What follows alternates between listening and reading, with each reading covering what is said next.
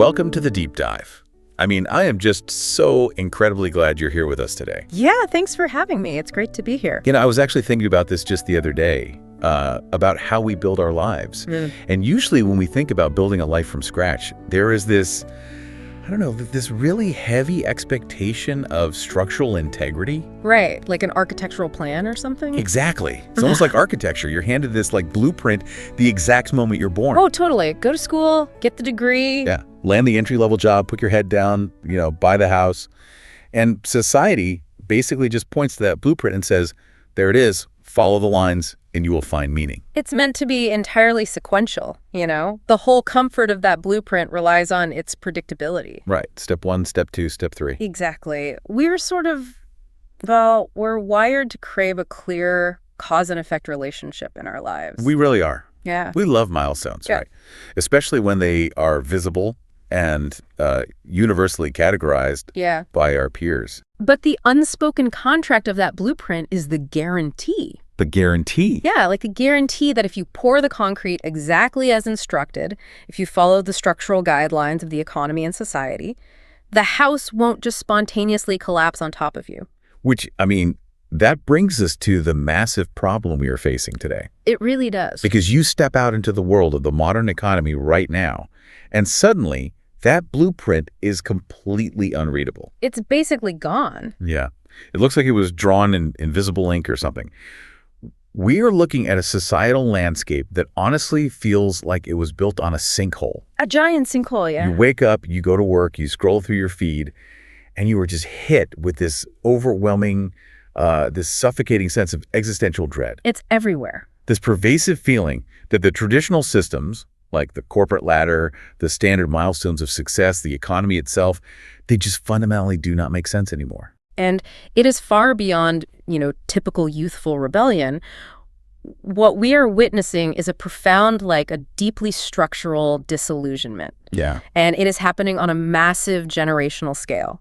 It's completely rewriting how people interact with the very concept of the future. And that is the exact phenomenon we are plunging into today. The whole mission of this deep dive is to explore this modern crisis of meaning. That's a huge topic. It really is. We are going to focus specifically on the rise of nihilism as a cultural default, especially among Gen Z and younger millennials. Right. And we want to uncover how we might actually be able to move from this state of absolute existential paralysis, because that's what it is, to a place of ultimate empowerment. And we've got some great material to work with today. We really do. We're pulling from a wild mix of sources today to figure this out. We've got a cultural analysis from the Thread website on Gen Z's mindset. That one's really eye-opening. Super eye-opening. And an economic essay by Kyla Scanlon on financial disillusionment. Plus, we're bringing in a deep-cut academic paper from Portland State University comparing 19th century economists to philosophers. Which sounds heavy, but it connects perfectly. It totally does. And then we are capping it all off with a linguistic analysis of a global K-pop icon. I know it sounds like a totally disparate collection of ideas. Right? A little bit, yeah. But the logical through line connecting modern macroeconomics, 19th century German philosophy, and contemporary pop music is surprisingly robust. It all orbits around the exact same human struggle. Okay, let's unpack this. Because before we can talk about how to get out of the void, we really need to understand what the void actually is. Defining terms is key here. Yeah, because we throw the word nihilism around constantly in pop culture, usually just to describe someone who is being a downer at a party or wearing a lot of black. Right, the stereotypical emo teen. Exactly. Yeah. But based on the cultural analysis from the Thread piece in our stack, what are we mechanically talking about here? So the Thread article is very careful to define this strictly, which is essential because colloquial usage has kind of ruined the word. It really has. So what is the strict definition? Put simply, nihilism is the belief in nothing. Just nothing. Literally nothing. It is the absolute absence of inherent meaning, purpose, or spiritual direction in the universe. Wow. If you think about human history, we have traditionally relied on religion, right? Or a deity, or some form of cosmic karma to explain creation and existence. Right, like there's a plan. Exactly. Right. It's the idea that some external force willed us into being for a specific reason. Nihilism posits the exact opposite. So no grand plan. No higher power. Yeah. There is no grand exterior motive for our reality. We are simply here due to biological chance, and then eventually we are not. Which, I'll be honest, sounds incredibly bleak right out of the gate. I completely understand that reaction. I mean, most people feel that way. But the article makes a crucial philosophical distinction that we really have to clarify here. Okay, what's that? Nihilism must not be confused with apathy, cynicism, or pessimism. Let me stop you there, because I would argue most people use all four of those words completely interchangeably. Oh, all the time. So how are they practically different? Think about it in terms of mechanics. Pessimism is expecting the worst possible outcome in any given situation. Like assuming you'll fail a test before you take it. Right. It's an active prediction of negativity. Apathy, on the other hand, is a lack of care or emotion. It's an inability to be moved. You just don't care about the test at all. Exactly. And then cynicism is the belief that human action is motivated purely by selfishness. Like, the teacher only gave that test to make themselves feel powerful. Spot on. But nihilism isn't any of those. Believing in nothing is not the same as seeing the universe as inherently evil. Okay, I see. It's not about lacking emotion either. Nihilism is simply the realization that concepts like good and evil, success and failure, they are entirely man-made constructs. They're just labels we made up. Exactly. They are products of human sociology and evolutionary morality. They are completely void of objective cosmic substance. To a nihilist. To a nihilist, the universe does not have a giant ledger where it tallies up your good deeds and bad deeds. Okay, so it's not that the universe hates you and wants you to fail. No, not at all. It's that the universe literally doesn't even know you're there. And it certainly didn't write a rule book for your career or your personal life. The universe is profoundly indifferent. We only have genuine purpose if we consciously assign it to ourselves to make sense of our own creation. So the obvious question becomes, why is this specific philosophy becoming the default for Generation Z and younger millennials? It's a great question, and the context is everything. Right, and the sources dive deeply into the catalysts for this. And a lot of them are tied to massive, global, and highly politically charged events. Very charged. Yeah. Now, a quick note for you listening as we get into this timeline. Our sources, particularly Kyla Scanlon's economic essay and the thread piece, they touch on some intensely debated political and social issues to explain this generational mindset. Right, we need to be clear about this. Yes, absolutely. Yeah. They point to capitalist trends causing extreme wealth inequality, the regular cadence of dire IPCC climate reports. The overturning of abortion laws? Yeah, and regressive pressures on LGBTQ plus rights and the ongoing war in Ukraine. That's a lot of heavy material. It is. And we are stepping into the shoes of this generation to understand their psychological perspective. Mm-hmm. We are not here to take a political stance or endorse any of these specific views. Exactly. We're just looking at the data. Right. We're just unpacking the facts of the ecosystem these younger generations grew up in to understand the root of this cultural shift. It is about mapping the environmental inputs that shaped their psychological output. Because, philosophy doesn't happen in a vacuum. It really doesn't. It is a direct reaction to reality. Let's trace that reaction then. Because Kyla Scanlon's essay lays out this compounding series of historical traumas. It's a timeline of disaster, basically. It's not just one bad event that makes a generation throw their hands up, right? Yeah. It's a relentless cascade. Exactly. It's the compounding effect. And Scanlon starts her timeline way back with the dot-com bubble in the late 90s and early 2000s. And frankly, a lot of Gen Z wasn't even born yet, so why does she start there? Because that era fundamentally altered the financial DNA of the world they were about to inherit. How so? Well, Scanlon argues that the dot-com bubble normalized a complete detachment from reality in the economy. It was an era defined by wild, unprecedented speculation. Oh, like people throwing money at anything with a website. Right. You had tech companies with zero revenue, no product, and no viable business model going public and achieving billion-dollar valuations. Just because they had a URL. Purely based on the novelty of having a .com URL. So it was entirely narrative-driven. Exactly. As Scanlon brilliantly puts it, it was froth-framing dreams. Froth-framing dreams. That's a great line. It really is. It trained the financial sector, and by extension, the broader culture, that the economy wasn't necessarily based on tangible value or actual utility. It was just based on hype. Hype, momentum, and the collective illusion of future growth.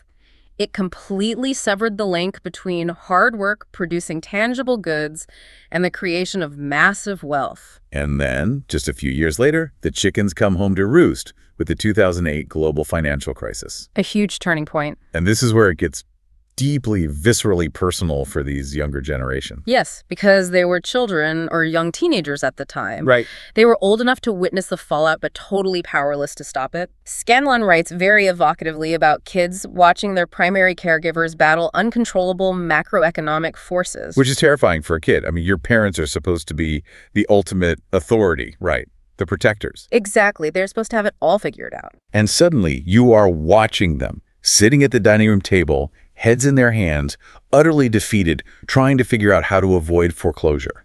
We saw massive job losses, the complete decimation of middle-class household wealth, and just entire communities hollowed out. Yeah. But mechanically, what triggered this nihilism wasn't just the sheer economic pain. Economies have cycles, right? Recessions happen. So what was the real trigger? The true psychological damage came from the injustice of the resolution. You mean the bailout? Yes. Yeah. The caregivers lost their homes, their savings, and their dignity. But the bankers who architected the crisis through complex, predatory financial instruments— The people who actually built the bomb. Right. The people who built the bomb suffered almost no consequences. They were bailed out by the government. Because they were too big to fail. Exactly. It was a systemic failure that demonstrated loudly and clearly that the rules didn't apply equally. It wasn't just that the system was temporarily broken, you know? It was the realization that the system was fundamentally rigged. Scanlon calls this the beginning of the golden age of grift, where the world seemed to be built on a foundation of fraud, deceit, and zero accountability for the elite. Which naturally brings a deep-seated skepticism toward any institution claiming to have authority or, moral high ground. And if that wasn't enough to break the social contract, then we have the pandemic. The ultimate stress test. Yeah, and this event just took a magnifying glass to everything that was already rotting. Scanlon highlights the rhetoric around essential workers. Remember that? Oh, definitely. We banged pots and pans for them every night. These were the grocery store clerks, the delivery drivers, the hospital staff. But while the rhetoric called them heroes, the reality was horrific. It really was. The wealth inequality data from this period is just staggering. The Thread article notes that the richest 10 men in the world actually doubled their fortunes during the height of the pandemic. Doubled, while everyone else was losing everything. Meanwhile, the so-called essential workers, who were risking their lives to keep the basic functions of civilization running, didn't even have access to basic personal protective equipment. I remember seeing that on the news. We saw nurses wearing literal garbage bags. Yes, garbage bags. Because the supply chains were optimized for profit, not resilience. It makes me think of an analogy. Oh, let's hear it.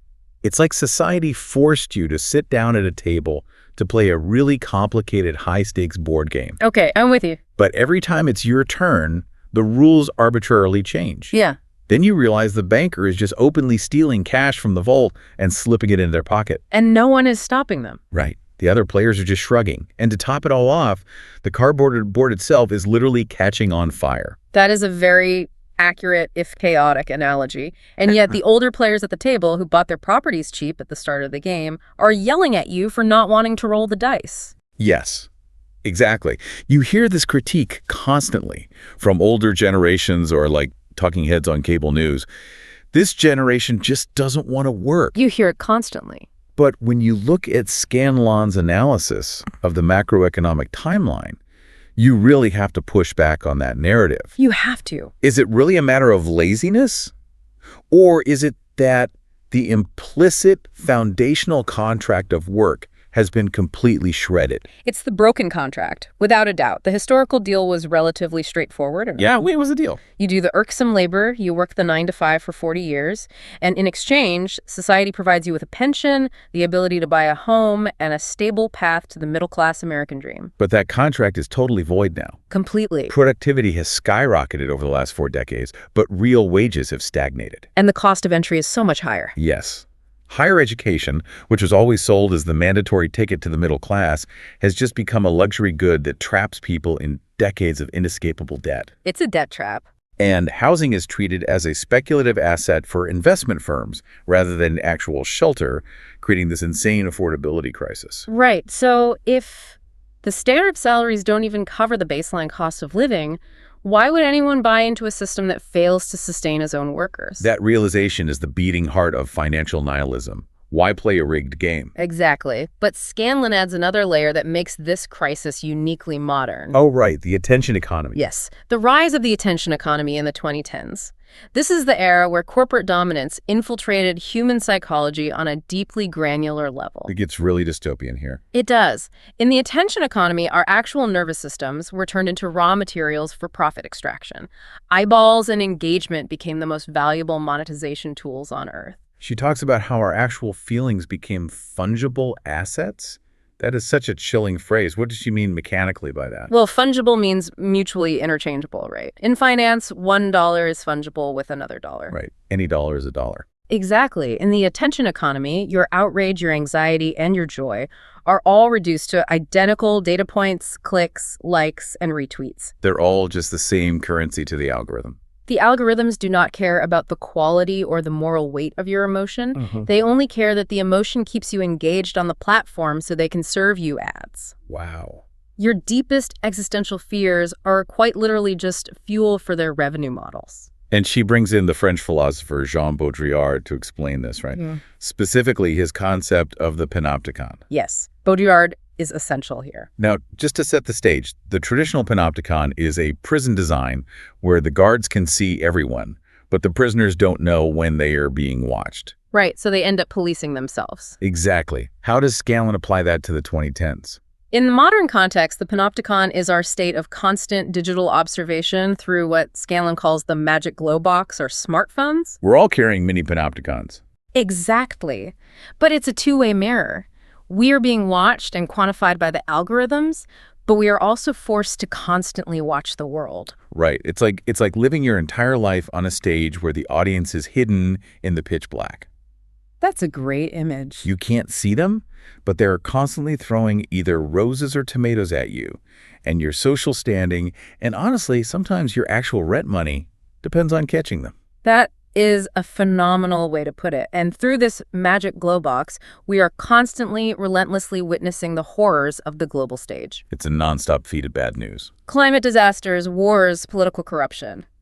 But it creates a paralyzing paradox. How so? We are exposed to the suffering of the entire globe in real time, but as individuals, we possess almost zero leverage to actually fix any of it. Right. It creates this impassable chasm between knowledge and action. Exactly. You are acutely aware that the ice caps are melting and the economy is rigged, but your only tangible option in the moment is to keep scrolling. It's terrible. You scroll past the disaster to look at a meme, just to numb the disjointed, helpless feeling. So we have a generation economically paralyzed by a golden age of grift, trapped in a digital panopticon that monetizes their anxiety. It's a bleak picture. But financial ruin and algorithmic exhaustion alone don't fully explain the deep philosophical shift to nothingness. To understand why this economic pain morphed into a belief that the universe itself is fundamentally void of meaning, we have to look backward. Which is fascinating, because while this feels like a uniquely modern internet age crisis, it was actually diagnosed down to the letter over a century ago. Over 100 years ago, exactly. Both the thread cultural analysis and the academic paper by John B. Hall point to the 19th century German philosopher Friedrich Nietzsche. The ultimate, albeit terrifying, prophet of this exact cultural moment. Okay, let's time travel back to the 1880s for a second. The Industrial Revolution is in full swing. The world is modernizing. What was Nietzsche seeing that made him predict Gen Z's current mindset? Well, in 1882, in his pivotal book, The Gay Science, Nietzsche made one of the most famous and, frankly, most widely misunderstood declarations in the history of Western philosophy. Here we go. God is dead. Now, I feel like people always misinterpret this quote. They picture Nietzsche as this edgy atheist doing a victory lap. Oh, that is definitely the most common misconception. He wasn't saying this as a triumphant provocation. He wasn't. No, he wasn't celebrating the end of religion at all. He was making a cold, sociological observation about the mechanics of human belief. He was diagnosing a massive cultural shift that had already happened beneath everyone's feet. Mechanically, how did he arrive at that conclusion? He observed the culmination of the Enlightenment. Okay, break that down. Over the previous centuries, the rise of scientific inquiry, physics, and rationalism had fundamentally eroded the Abrahamic theological explanations of the world. Right, the scientific revolution. When figures like Galileo and Newton began explaining the mechanical, physical laws of the universe, proving that the Earth wasn't the center of creation and that planetary motion was just gravity, not divine intervention, it decentered humanity. Science began explaining the how of reality so effectively that society, on a structural level, no longer required a supreme deity to explain the what. Exactly. The scientific explanation replaced the religious one. But the problem, the thing that kept Nietzsche up at night, was that while science had replaced religion's explanation of physics, society hadn't replaced the moral and existential foundation that religion previously provided. Precisely. And this is the core of the crisis. For centuries, the entire structure of Western civilization, our laws, our ethics, our understanding of human rights, was all anchored to the idea of a divine creator. Right. If God is dead, as Nietzsche observed, then the external, objective source of meaning and morality is also dead. The anchor chain has been cut. And this terrified him. The Thread article specifically notes his warning about the corrosive effects of nihilism. He saw this coming from miles away. He really did. He knew that if a society collectively realizes that life is cosmically pointless and there is no higher moral arbiter watching us, the entire psychological infrastructure of human progress could collapse. Because if you follow that logic mechanically to its end, if nothing matters, why endure hardship? Right. Why remain civil? Why sacrifice your own desires for the good of the community if there is no ultimate cosmic reward for virtue and no eternal punishment for selfishness? The guardrails are totally gone. What's fascinating here is how perfectly Nietzsche's 19th century existential dread maps onto the modern loss of faith in capitalism and government that we just discussed with Kyla Scanlon. It's the exact same psychological mechanism. It really is. In Nietzsche's time, the crisis was triggered by the loss of faith in divine theological systems. Today, the crisis is triggered by the loss of faith in economic and political systems. But the psychological result, the absolute plunge into the void of meaninglessness, is identical. The bedrock has vanished either way. Completely vanished. So mechanically, how do human beings handle that? Because if the foundation of meaning is gone, whether that's the literal death of God in the 1880s or the death of the American dream in the 2020s, average people don't usually just sit in a dark room contemplating the abyss. No, they don't. They have to cope. And Nietzsche anticipated that exact psychological reaction. He knew people couldn't live in a state of constant, unbearable existential dread. It's too heavy. Exactly. So he introduced a concept to describe the inevitable coping mechanism of the masses. He called it the Untermensch, which translates to the last man. The last man. That sounds incredibly ominous. What is the psychology of the last man? The last man represents the vast segment of society that fundamentally lacks the strength of will to face the terrifying freedom of the void. They can't handle it. Right. They subconsciously realize that inherent meaning is gone, but instead of doing the incredibly difficult, agonizing work to forge their own new meaning, they choose to numb the despair. So they opt out of the struggle. Yes. They choose complacency, hypocrisy, and above all, the pursuit of cheap creature comforts. Just keeping themselves distracted. The last man wants security, warmth, and an easy, frictionless life. They avoid any difficult moral choices or grand ambitions because those require acknowledging the existential stakes. They just want to consume their way to a quiet death. That's perfectly said. Okay, so Nietzsche lays out this blueprint of the last man hiding from the terror of the void by burying themselves in creature comforts. And this is where our stack of sources takes a brilliant turn. This is my favorite part. We bring in that academic paper from Portland State University by John B. Hall, because Hall takes Nietzsche's purely philosophical concept and connects it directly to the mechanics of modern economics through a guy named Thorstein Veblen. Thorstein Veblen was an incredibly important and, frankly, radical American economist operating at the turn of the 20th century. And Hall's paper makes a fascinating argument here. He proposes that Veblen's 1899 masterpiece, The Theory of the Leisure Class, is essentially a direct sociological sequel to Nietzsche's concept of the last man. Yes. I absolutely love this connection. So Veblen writes this book in 1899, literally just 1 year before Nietzsche dies. The timing is incredible. He looks at Gilded Age American society, sees everyone obsessing over status and wealth, and basically translates Nietzsche's philosophy into an economic critique. He says, oh, I see what everyone is doing. They are using consumption to distract themselves from the death of meaning. Veblen formalized this observation into a framework of political economy. He looked at society and divided it into two main warring factions. Who are they? On one side at the top, you have the vested interests, which he also called the kept classes. These are the people who, through inherited wealth or systemic manipulation, extract what Veblen termed something for nothing. Right, these are the people who own the underlying systems. They benefit from the rules of the game without actually doing the heavy lifting of producing value. Yes. It's the exact 19th century equivalent of the bankers in Scanlon's 2008 financial crisis example. Precisely the same archetype. And on the other side, at the bottom, you have the common man. And how is the common man doing? Not well. The common man is faced with what Veblen called irksome labor. They toil away in factories or fields just to gain the basic material foundations for existence, and in return, they get nothing for nothing. The system constantly extracts their surplus value. Okay, so if the common man is miserable and barely scraping by, where does the rampant consumption come in? Why are they buying things they don't need? This is where Veblen goes to war with the entire economic establishment of his era. Hall's paper details Veblen's vicious academic feud with another prominent economist named John Bates Clark. Okay, let's get into this feud. Now, Clark and the thinkers he was building upon, like Bentham with his utilitarianism, Jevons, and Marshall, they were busy establishing the foundations of what we now know as consumer choice theory. Let's pause there, because we need to understand the theory before we watch Veblen destroy it. Mechanically, how does consumer choice theory work? If I'm a person in the 1890s buying a product, what does John Bates Clark say is happening in my brain? Clark and the marginalists argued that human beings are perfectly rational calculating machines. Very robotic. Very. They proposed that consumers buy things based entirely on utility, meaning how much practical usefulness or quantifiable happiness a specific item brings them. Like a cost-benefit analysis. Exactly.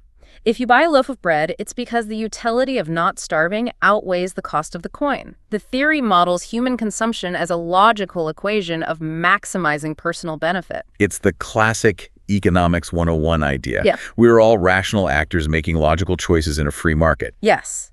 But Veblen thought this was complete and utter nonsense. He wasn't buying it. Not at all. He looked at human behavior and realized we are deeply irrational. Hall points out that Veblen actually coined the term neoclassical economics specifically as a pejorative. Oh, it's an insult. Yes, to mock and critique this overly sanitized utility-based model. Wait, I want to push back on Veblen for a second. Let's play devil's advocate. Sure. Isn't it a bit elitist to say that a guy who works a grueling 60-hour week and decides to buy himself a nice new coat or a pocket watch is engaging in some deeply irrational, nihilistic coping mechanism? What if he just needs a coat to stay warm and he likes how it looks? Why does it have to be this dark existential thing? That is a very fair critique, and it's one Veblen faced. But Veblen wasn't talking about baseline survival goods. Okay. He was analyzing the systemic drive of what he famously termed conspicuous consumption. Veblen argued that once our basic needs are met, consumption isn't about rational utility at all. So what is it about? The common man doesn't buy the silver pocket watch because it tells time better than the brass one. They buy it as a desperate, status-driven emulation of the leisure class. Oh.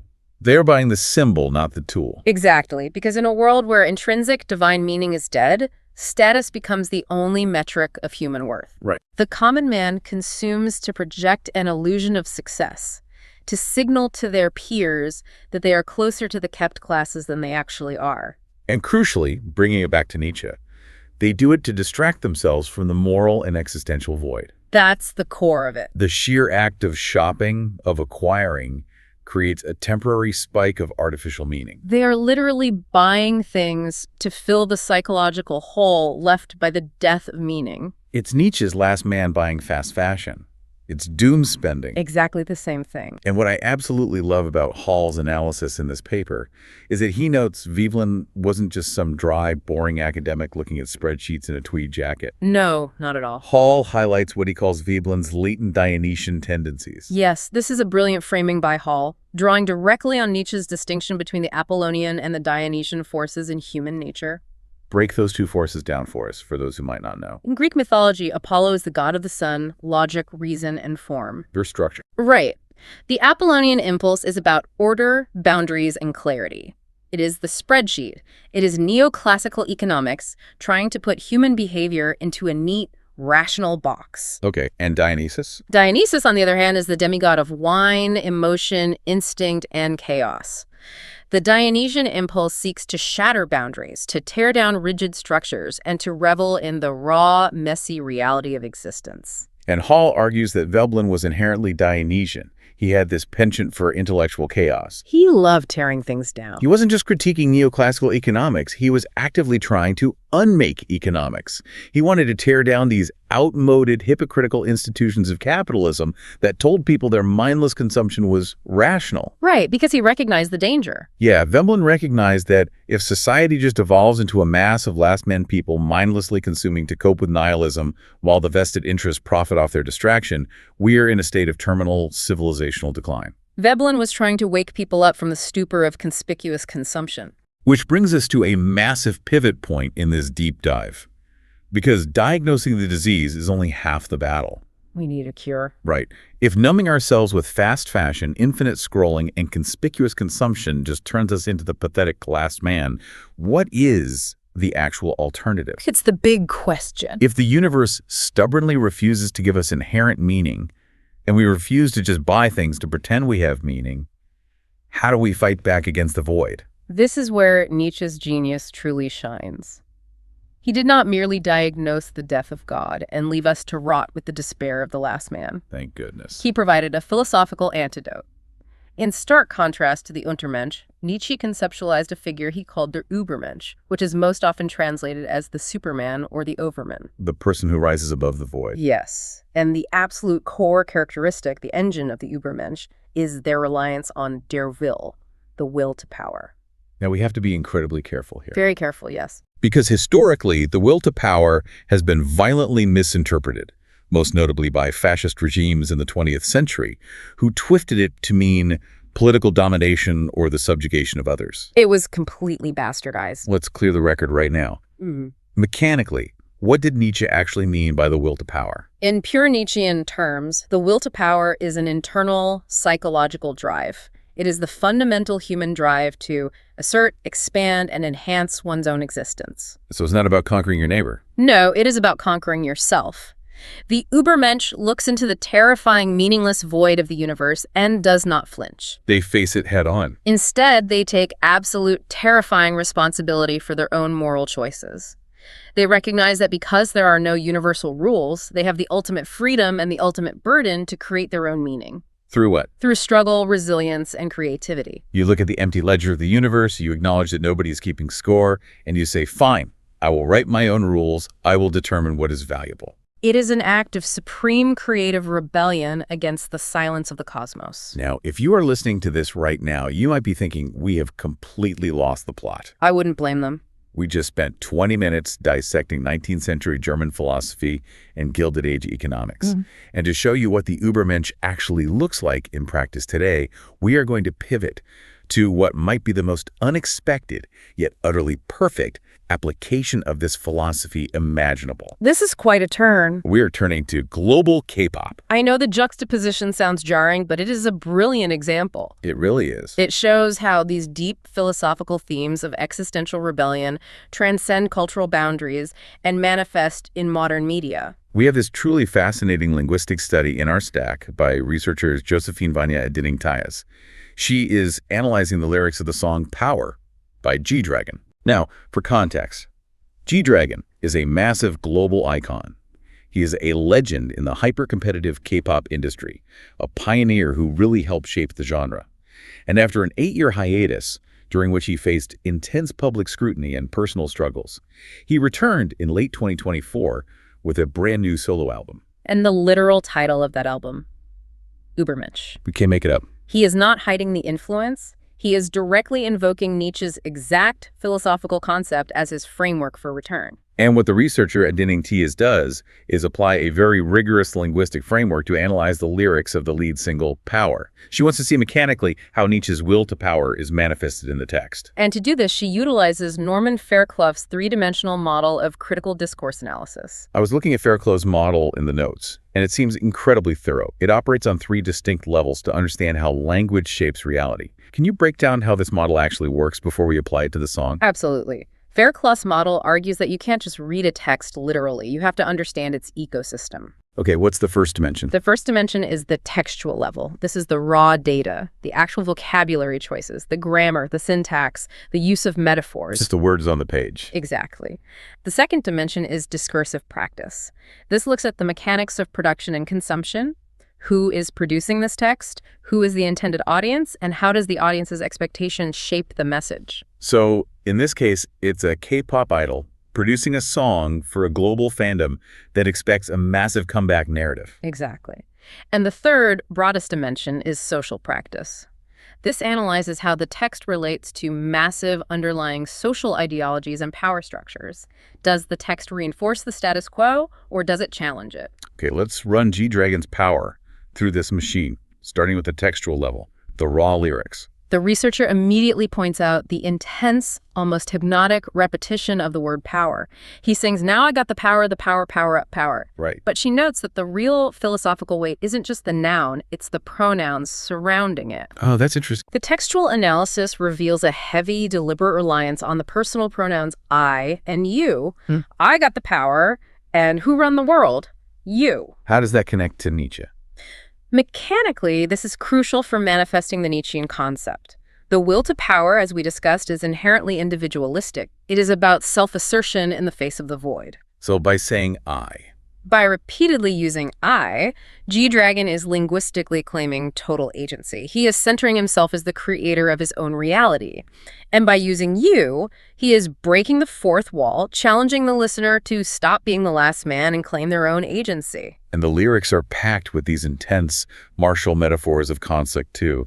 He says things like, prove them all wrong and born to be a one-man army. He is actively framing his existence as a battle. Which is exactly what the Übermensch must engage in. The Übermensch doesn't avoid the fight or seek the comfort of the last man. No, they lean into the struggle. They lean in because the struggle is what generates meaning. And this seamlessly connects to the second and third dimensions of Fairclough's model, the discursive and social levels. We have to look at the context. The K-pop industry. Right. G-Dragon is operating within the K-pop industry, which is infamous for its rigid Apollonian structures. It involves grueling training regimens, manufactured personas, and a hypercritical public gaze. It is the ultimate modern panopticon. Idols are scrutinized for every gesture, every relationship, every perceived flaw. Precisely. So the struggle he is rapping about isn't some abstract 19th century philosophical exercise. It's his real life. It's his visceral, real-world experience with immense industry pressure and public judgment. By framing himself linguistically as a one-man army, he is using discourse to construct a fortress of resilience. Wow. He is taking the crushing external pressure that would normally cause existential despair, and he is transforming it into a defiant declaration of strength. He is asserting that the industry does not define his value. His own will defines his value. It is a modern, stadium-filling masterclass in Dionysian power. And the paper makes one final brilliant connection. Yes, to Nietzsche's first book. It links this performance back to Nietzsche's very first book, The Birth of Tragedy, which we touched on earlier with Veblen. Why is the medium of music so uniquely important for expressing this specific philosophy? Why does this work better as a pop song than as an essay? Nietzsche argued that music was the ultimate expression of the Dionysian spirit. If you look at visual arts like sculpture or architecture, they are inherently Apollonian. Because they have structure. Right. They rely on boundaries, geometry, clarity, and physical form. But music is entirely fluid. It bypasses logic and strikes directly at the nervous system. You feel the bass in your chest before your brain even processes the lyrics. Exactly. It represents raw emotion, intoxication, and a breakdown of boundaries. It taps into a primal collective unity. So G-Dragon is utilizing this Dionysian chaos, the heavy beats, the aggressive rhythm, the emotional vocal delivery, to transcend the rigid Apollonian constraints of public opinion and industry rules. He is using the intoxicating power of music to transform his personal existential struggle into a profound philosophical declaration of self-overcoming. He is literally manifesting the Übermensch through pop music. He's standing on stage, looking at the void of the panopticon and saying the external structures don't define him. He defines himself. It is the ultimate triumphant rejection of nihilistic paralysis. So what does this all mean? How do we pull all these massive disparate threads together? We've covered a lot of ground. We started with the crushing, tangible weight of financial nihilism from Kyla Scanlon, the broken economy, and the attention economy. We looked at the consumption trap of Veblen's Last Man, desperately buying things to feel alive. And we heard Nietzsche's terrifying warning about the death of inherent meaning. And we just saw G-Dragon's creative rebellion. How does this synthesis apply to you, the listener, navigating your own life right now? We return to where we started, to the thread cultural analysis, and a specific concept they introduce at the end of their piece called optimistic nihilism. Optimistic nihilism. This concept is the grand synthesis of everything we've unpacked today. If traditional nihilism is the terrifying realization that the universe has no inherent meaning, optimistic nihilism is the realization of the absolute breathtaking freedom that comes with that exact same fact. It's the exact same coin, just flipped over. If the societal blueprint is fake, you don't have to follow it. Exactly. Mechanically, think about what this means. If all societal progress, all our economic anxiety, and all our corporate ladders are just a fleeting, microscopic blip in the vastness of the cosmos. And if every public embarrassment, every career failure, every worry that keeps you up at night will eventually dissolve entirely into the void, then you are entirely radically free. correct. We do not have to tally our moral deeds or our standard milestones against some invisible external ledger. There's no scorekeeper. There is no supreme judge, neither a divine creator nor a corporate board of directors, whose validation you require in order to justify your existence. And this is how that philosophical liberation applies directly to the modern workforce and the burnout we discussed earlier. Right. If we pull from Scanlon's economic piece again, she points out how younger generations are actively utilizing this mindset to redefine the standard of living. They are looking at the traditional 9-to-5 grind, the broken implicit contract of the neoclassical economy, and they are saying, this is not a law of physics. This is a man-made construct. I do not have to worship it. They are acting as the Übermensch in their own lives. They are embracing side passions over corporate loyalty. They're rejecting the deeply ingrained idea that their core identity and self-worth must be inextricably tied to a job title. And macroeconomically, they're supporting broader social safety nets and different models of community care. Why? Because they recognize that if these systems, the state, the capitalist economy, the institutions, are just arbitrary structures built by humans, they aren't sacred. They can be dismantled, critiqued, and reinvented. They can be redesigned to be significantly more sustainable and humane. It's not that they don't want to work, like the old players at the board game keep yelling. It's that they want to build a completely new game. A game where the rules actually make sense, where the value is intrinsic, and where the board isn't perpetually on fire. They are using optimistic nihilism as a tool to surgically remove themselves from the weight of societal expectations and suppressive traditions. And this brings us to a deeply personal question for you, the listener. Yeah. If you take a moment and truly internalize this, if you accept that your greatest, most lauded achievements and your absolute worst, most shameful moments both ultimately mean absolutely nothing to the universe at large, how does that realization change what you choose to do tomorrow morning? Oh. If the external ledger of the universe is completely blank, what are you going to write in it for yourself? What a phenomenal question. We've covered a massive winding landscape today. We started with the very real, mathematically crushing weight of financial nihilism, how the speculation of the dot-com bubble, the blatant injustice of the 2008 crisis, and the cruel disparities of the pandemic broke the social contract and trapped us in algorithmic identities. It was a rough start. We traveled back to the 19th century to hear Nietzsche's prophetic warnings about the death of objective meaning, and sought how Veblen diagnosed our desperate, irrational attempts to consume our way out of the void as the coping mechanism of the last man. The doom spending. But then we found the exit door. Through G-Dragon's triumphant linguistic display of the will to power, showing us how to create our own meaning through struggle and art, ultimately arriving at the liberating blank canvas of optimistic nihilism. We don't have to be paralyzed by the void. We can use it to invent our own reality. It is a powerful, necessary trajectory from systemic despair to individual agency. But, as always on the deep dive, we never want to leave you with a perfectly neat bow. We want to leave you with one final, lingering question to turn over in your mind. The provocative thought. Exactly. We've discussed how optimistic nihilism and the will to power allow us to invent our own meaning. We can strive to be the Übermensch. We can rebel. We can create our own underground subcultures. We can pursue our unique passions completely outside the gaze of the 9-to-5. But, as Kyla Scanlon pointed out, we are living in the relentless era of the attention economy.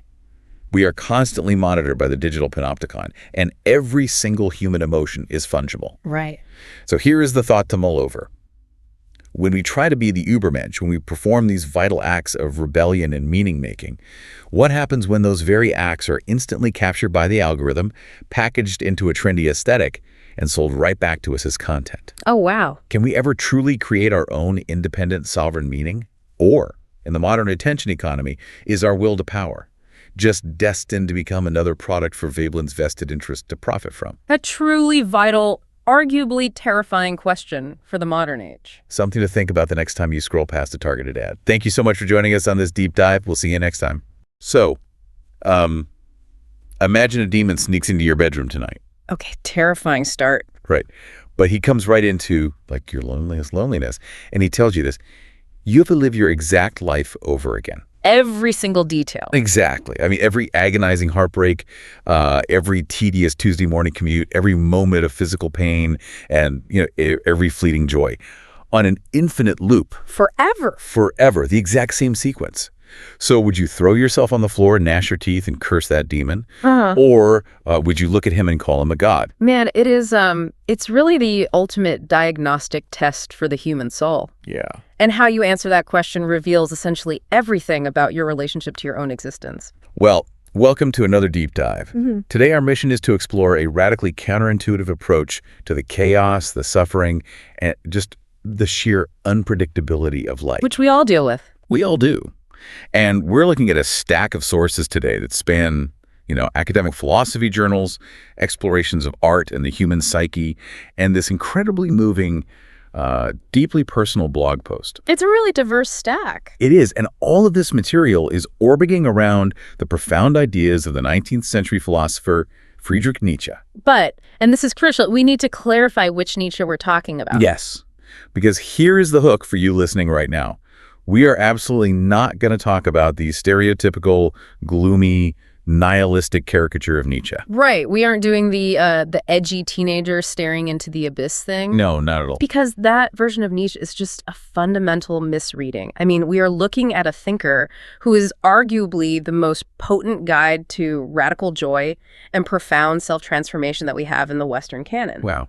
Radical joy. Yeah. We're going to explore his roadmap for handling life's darkest, most agonizing moments, but without resorting to, toxic positivity. Or falling into delusion. Exactly. And without surrendering to despair. Okay, let's unpack this. Because before we can get to Nietzsche's ultimate solution for living, we really have to understand the core problem he was trying to solve in the first place. A baseline. Right. We have to ask the foundational question: why is life so inherently hard to begin with? I mean, why does it constantly feel like we are swimming upstream against this current of suffering? So to answer that, we really have to look at the atmosphere Nietzsche was breathing in his formative years, which means looking at Arthur Schopenhauer. Ah, Schopenhauer. Yeah, Schopenhauer was this monumental figure of German pessimism, and his worldview heavily influenced the young Nietzsche. He's kind of known for being a downer, right? Oh, massively. Right. But he was brilliant. Schopenhauer had synthesized Western thought with Indian philosophy, particularly these Upanishads, and he arrived at this baseline conclusion that essentially boils down to, well, life is suffering. But he didn't just say that to be dramatic, did he? No. He had a highly specific mechanical reason for why existence hurts. Right, because it wasn't just a mood. It was a psychological diagnosis. Yeah. Like, Schopenhauer argued that our absolute default mode as human beings is a state of incessant willing. Yes. Willing. And in this context, willing means a state of constant, unfulfilled desire. We're wanting machines. We are perpetual wanting machines. We are biologically and psychologically wired to constantly look for what we don't have. Which sounds exhausting. It is. And here's the crucial mechanism. To experience a want is to experience a deficiency. Okay, wait, explain that. So if you're thirsty, you are in a state of physical pain. Oh, right. If you're lonely, you are in a state of emotional pain. You are literally straining towards something you lack. So if we modernize this, it's like the feeling of endlessly refreshing a social media feed, or, getting the promotion you spent 3 years working for, feeling great for about 48 hours, and then immediately fixating on the next promotion. That's a perfect example. Schopenhauer says that brief window of satisfaction is entirely fleeting. The pain of the wanting occupies like 99% of our time. Yes. And the brief pleasure of the getting is just a momentary absence of pain before a completely new want takes over. So if you run the math on human existence, the pain far outweighs the pleasure. A landslide. And that leads Schopenhauer to his famously bleak conclusion. On balance, existence is a net negative. A net negative. Wait. Yeah. He thought we're trapped in this churning, painful engine of desire, and rationally speaking, it would actually be better for us not to exist at all. Which, I mean, that naturally forces us to ask, if the math is that bad, why do we keep waking up? Why do we keep participating in a game that is rigged against us? Well, Schopenhauer's answer is that we are tricked. Tricked By an irrational, blind force he calls the will to live. It's this innate, almost parasitic drive within us. It just doesn't care about our individual happiness. It only cares about perpetuation. Exactly. So we're stuck. We're driven by this irrational source to continue an existence that is fundamentally painful. And this is exactly where Nietzsche enters the chat, right? Specifically in his brilliant 1872 work, The Birth of Tragedy. Yes. Because Nietzsche looks at Schopenhauer's bleak baseline and says, okay, I agree that the underlying reality is this churning, chaotic suffering, but humanity didn't just sit down and die. We survived. We found a way. Right. And to cope with this insatiable, terrifying reality, humanity had to build a psychological architecture. We had to create profound, beautiful illusions. And what's fascinating here is how Nietzsche categorizes these survival mechanisms. He looks back to ancient Greece to define two primary opposing psychological and artistic drives that humanity uses to interface with reality. Okay, let's get into these drives. The first is the Apollonian drive, which instantly brings to mind the Greek god of light, the sun, and classical reason. But as our sources point out, we shouldn't just think of like statues and temples here. No, it goes much deeper than that. We need to understand the Apollonian as a deeply ingrained psychological reflex. It's our drive for order, for boundaries, for individuation, which simply means the clear dividing line that separates me from you and this from that. Right. It's the drive that looks at a chaotic, senseless universe and imposes a grid on it. A grid. I like that. Nietzsche associates the Apollonian with the Homeric Greeks, with epic poetry that gives suffering a narrative arc. And crucially, as the Philosophy Break article highlights, he associates it with dreams. Which sounds completely counterintuitive to me. Why is that? Well, usually we think of dreams as weird and chaotic. So why would the drive for order be linked to dreaming? Think about what a dream actually does for the psyche. Your subconscious is this roiling ocean of raw, terrifying data and unnameable anxieties. Right, just pure noise. But when you dream, your mind takes that raw terror and packages it into a narrative. It gives the monster a face. It builds a setting. Oh, I see. It gives it structure. Exactly. It uses images and clear forms to represent the unrepresentable. The Apollonian drive is fundamentally a beautifying masking drive. It masks the pain. Yes. It takes the senseless, agonizing meat grinder of Schopenhauer's reality and wraps it in a heroic myth. It says, your suffering isn't random, it's a grand spectacle for the gods. So it's a healing balm. Very much so. It makes existence tolerable by putting a beautiful screen over the abyss. So the Apollonian is like the UI.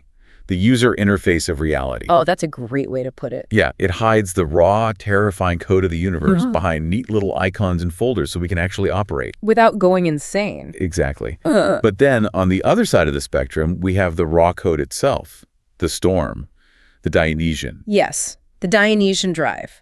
If the Apollonian is the creation of boundaries, the Dionysian is the ecstatic, terrifying obliteration of those boundaries. Just tearing the grid down. Entirely. It is the drive for chaos, for intoxication, for a primitive vitality that just doesn't care about your individual ego. Our sources use this specific German word, Rausch, to describe it. Harsh. Yeah, which translates roughly to intoxication, exhilaration, or a kind of primal frenzy.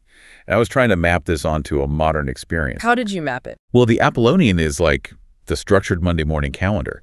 It's the color-coded schedule that makes you feel like you're a distinct individual in total control of your destiny. Oh, absolutely. But the Dionysian Rausch, that's like being completely lost in the center of a mosh pit at a massive, deafening music festival. Oh, wow. Yeah. You're pressed against thousands of sweating bodies. The bass is physically vibrating your rib cage. And For a few intense hours, the boundary of where you end and the crowd begins just dissolves. You lose yourself. Completely. You aren't a marketing manager with a 401k anymore. You are just a single cell in this massive, pulsating, ferocious organism. That is a brilliant way to capture it. The Dionysian experience forces you to realize that your individual identity is ultimately an illusion. It strips away the UI. It does. Underneath that neat Apollonian grid is this roaring, undifferentiated world will. Nietzsche talks about the historical arrival of wild Bacchic cults in ancient Greece. Right, the followers of Dionysus. Yes, they would engage in primitive music, dancing, just wild abandon.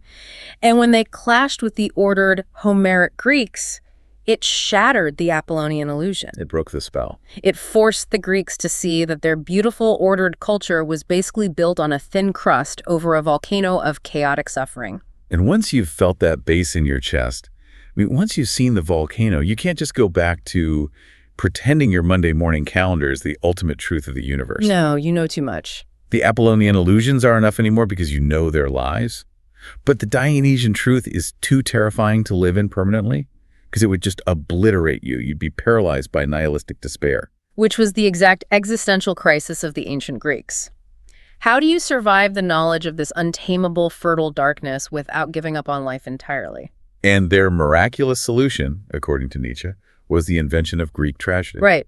Playwrights like Aeschylus and Sophocles managed to achieve this perfect synthesis of these two warring drives. But how exactly did a play manage to save an entire culture from existential dread? By acting as a safe container for the abyss. A container. Think about the structure of a Greek tragedy. On the stage, you have the tragic hero, let's say Oedipus. Okay. He is an Apollonian figure. He uses reason, dialogue, narrative. He is trying to impose order on his life. Right, trying to solve the riddle. But then you have the Greek chorus. The chorus acts as a single de-individuated voice, singing and dancing, representing that eternal, terrifying Dionysian reality that ultimately crushes the hero. Ah, I see. The genius of tragedy is that it allowed the Greek audience to sit in the theater and safely look at the raw, unjust chaos of the universe. Because it was mediated. Exactly. Because that chaos was filtered through the beautiful, structured Apollonian art form of the play, the audience could stare at the abyss without falling in. Wow. It made the terror of existence not just bearable, but actually aesthetically magnificent. Yeah. It affirmed life despite the suffering. It's the ultimate tightrope walk. But then, as our sources detail, someone comes along and cuts the tightrope. The great villain. Right, and that person is Socrates. And I have to admit, reading Nietzsche's total takedown of Socrates is jarring, because we are taught to revere Socrates as the godfather of Western logic. Sure, we all are. But Nietzsche sees Socrates as the great disruptor of this delicate, life-affirming balance. How so? Socrates championed detached rationality above all else. He introduced the idea that the ultimate goal of humanity is the pursuit of pure, objective knowledge. Just thinking our way out of problems. Right. Hi. He believed that if we just think hard enough, if we just use enough logic and dialectic reasoning, we can unravel the mysteries of the universe and essentially cure the tragedy of existence. He essentially looked at the roaring Dionysian volcano and said, we don't need this messy, irrational art to cope. We just need a better equation. We can outthink the pain. Exactly. He championed an extreme, sterile version of the Apollonian drive, stripped of all its mythic beauty, leaving only cold, hard logic. And we are still living in the aftermath of that. Yeah, the sources suggest we are still suffering from a massive Socratic hangover today. I mean, we genuinely believe that if we just get enough data, if we just life hack our routines enough, we can completely eliminate suffering and unpredictability from our lives. Which is just a new, far more brittle illusion. Total. It is the illusion of the modern age. We think rationality is the cure, but Nietzsche argues it has actually become a spiritual sickness. It has alienated us from the vital, chaotic reality of our own existence. So if Socrates ruined the culture by making us allergic to the unexplainable, how do we safely invite that healthy, vital Dionysian chaos back into our lives today? That's the challenge. Because if I'm listening to this, I can't exactly drop my responsibilities, run into the woods, and join a Bacchic cult. Probably not a good idea. Right. So how do we break the sterile illusion of hyper-rationality without destroying our lives? Well, what's fascinating here is that we can't just regress to primitive savagery. The way forward requires a fundamental, painful shift in what we value. A shift in values. We have to actively dismantle the comforting lies that our modern hyper-rational morality has built around us. And that brings us to a concept that is deeply misunderstood, Nietzsche's concept of sacrifice. Oh, sacrifice. I was reading the Vanessa Urquhart paper on self-formation, and I got really stuck on this idea. Because when most of us hear that word today, we immediately think of the Christian framework. The altruistic view. Right. We think of altruism, giving away your wealth, turning the other cheek, denying your own desires for the sake of your neighbor. But Nietzsche looks at that kind of self-sacrifice with absolute disgust. He does, because he views that traditional ascetic form of sacrifice as fundamentally life-denying. Life-denying. Yes, he argues it is rooted in what he famously calls slave morality. Let's define that for the listener, because that's a loaded term. It is. To understand it, you have to look at the psychological mechanics of resentment. Okay. Imagine a group of people who are physically or politically powerless. They cannot act on their natural instincts. They cannot exert their will in the real world. They're oppressed. Right. So they perform a brilliant, unconscious psychological trick. They invert the value system. They flip the script. Exactly. They look at the traits of the strong vitality, assertiveness, taking what you want, and they label those traits evil. Oh, wow. And then they take their own enforced weaknesses, their inability to retaliate, their poverty, their submissiveness, and they label those good. They rebrand them as forgiveness, charity, and humility. It's the ultimate sour grape strategy. Like, I can't have power, therefore power is a sin, and my lack of power makes me morally superior. Precisely. So for Nietzsche, Christian self-sacrifice isn't a beautiful act of love. It's a form of self-mutilation driven by deep, unacknowledged resentment.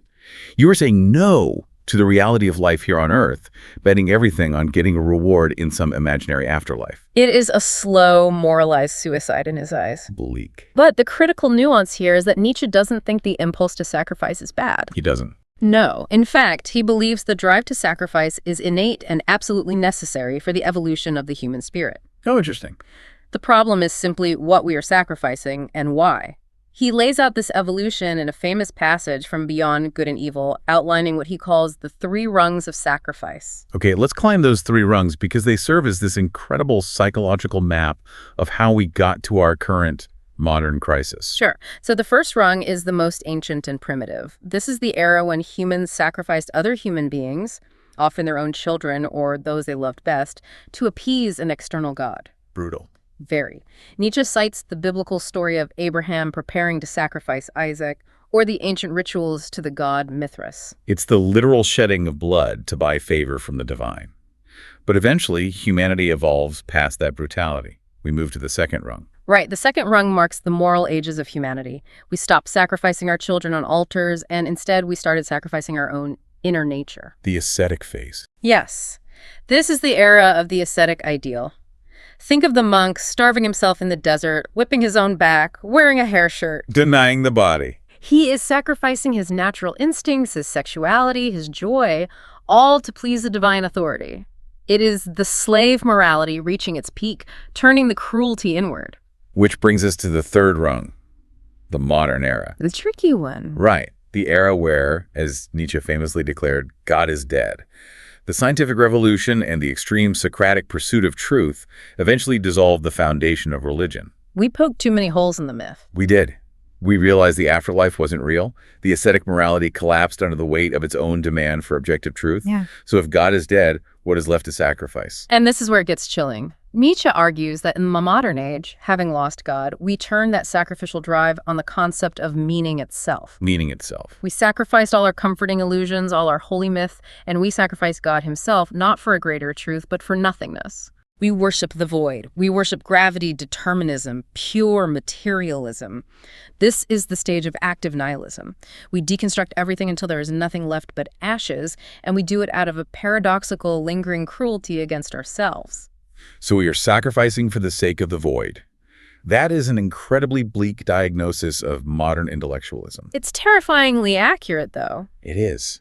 And Nietzsche paints this brilliant, unsettling portrait of this stage in part 4 of his masterwork, Thus Spoke Zarathustra. Yes, the higher men. He introduces this tragic cast of characters called the higher men. These are the elite, They are the ones who have successfully climbed to the third rung. They aren't fooled by religious myths or herd mentality, but they are completely trapped in this active nihilism. They're stuck. They are rotting in an existential waiting room. And we really need to look at these specific characters because Nietzsche is using them to hold a mirror up to the very best of modern humanity, showing us exactly what we still need to overcome. Yeah, as I was reading through the breakdown of these higher men, I couldn't stop thinking about how accurately they map onto the most successful yet deeply miserable people in our society today. Oh, they are everywhere. Let's look at a few of them. First, Zarathustra encounters the two kings. Okay. They were wandering around, leading an ass, which is a weird image, but they represent the realization that egalitarianism is a lie.